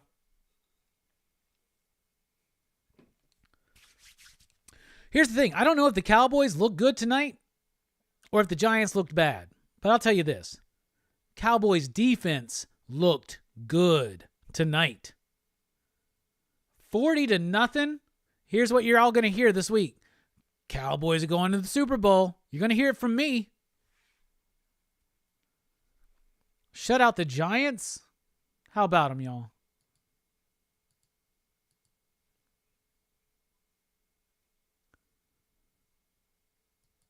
It just feels good when this happens, man.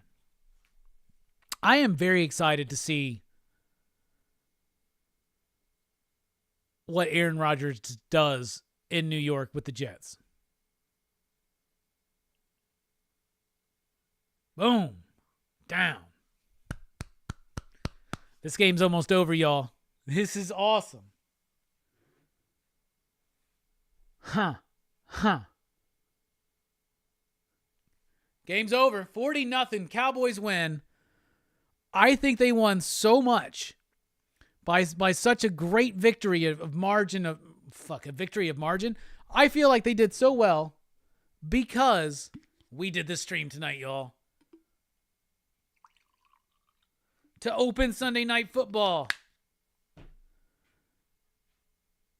How about them Cowboys?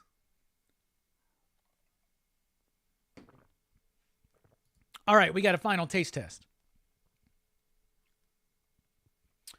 We're going to taste test this Fanta Zero Sugar Halloween mystery flavor.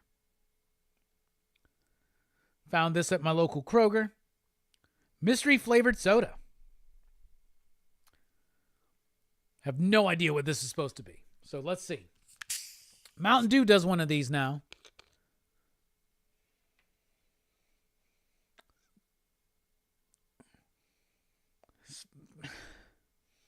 Smells sweet, bubblegummy, fruity.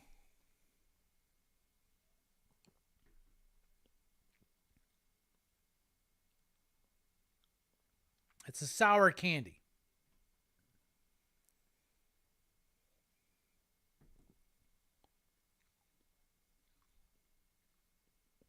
It's sour, fruity, berry-ish, grape-ish, sour grape.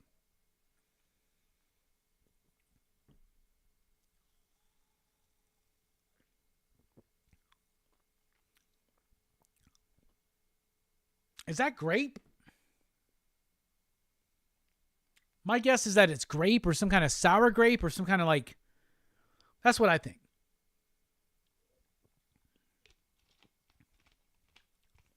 It tastes like those, what are the bottle caps? Do you remember those? They like fizz in your mouth. Now that could just be because it's fizzing in my mouth. But it's giving me that vibe of like those soda pop bottle, like bottle tops, that candy, if you remember that. I don't know if they still make that. It's not bad. It's okay. 3.5. I'm being generous tonight. It's not a cola. It's definitely like some kind of fruit flavor, candy flavor. Yeah, I think it's like sour grape or some shit. Or bottle caps.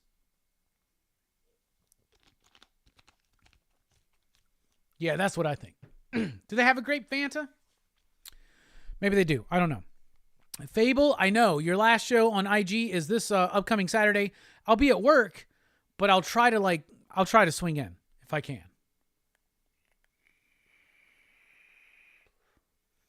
Anyway, love y'all. We're dipping out. Go Cowboys. How about them? Y'all been the best. Thank you so much for all the support. We love you.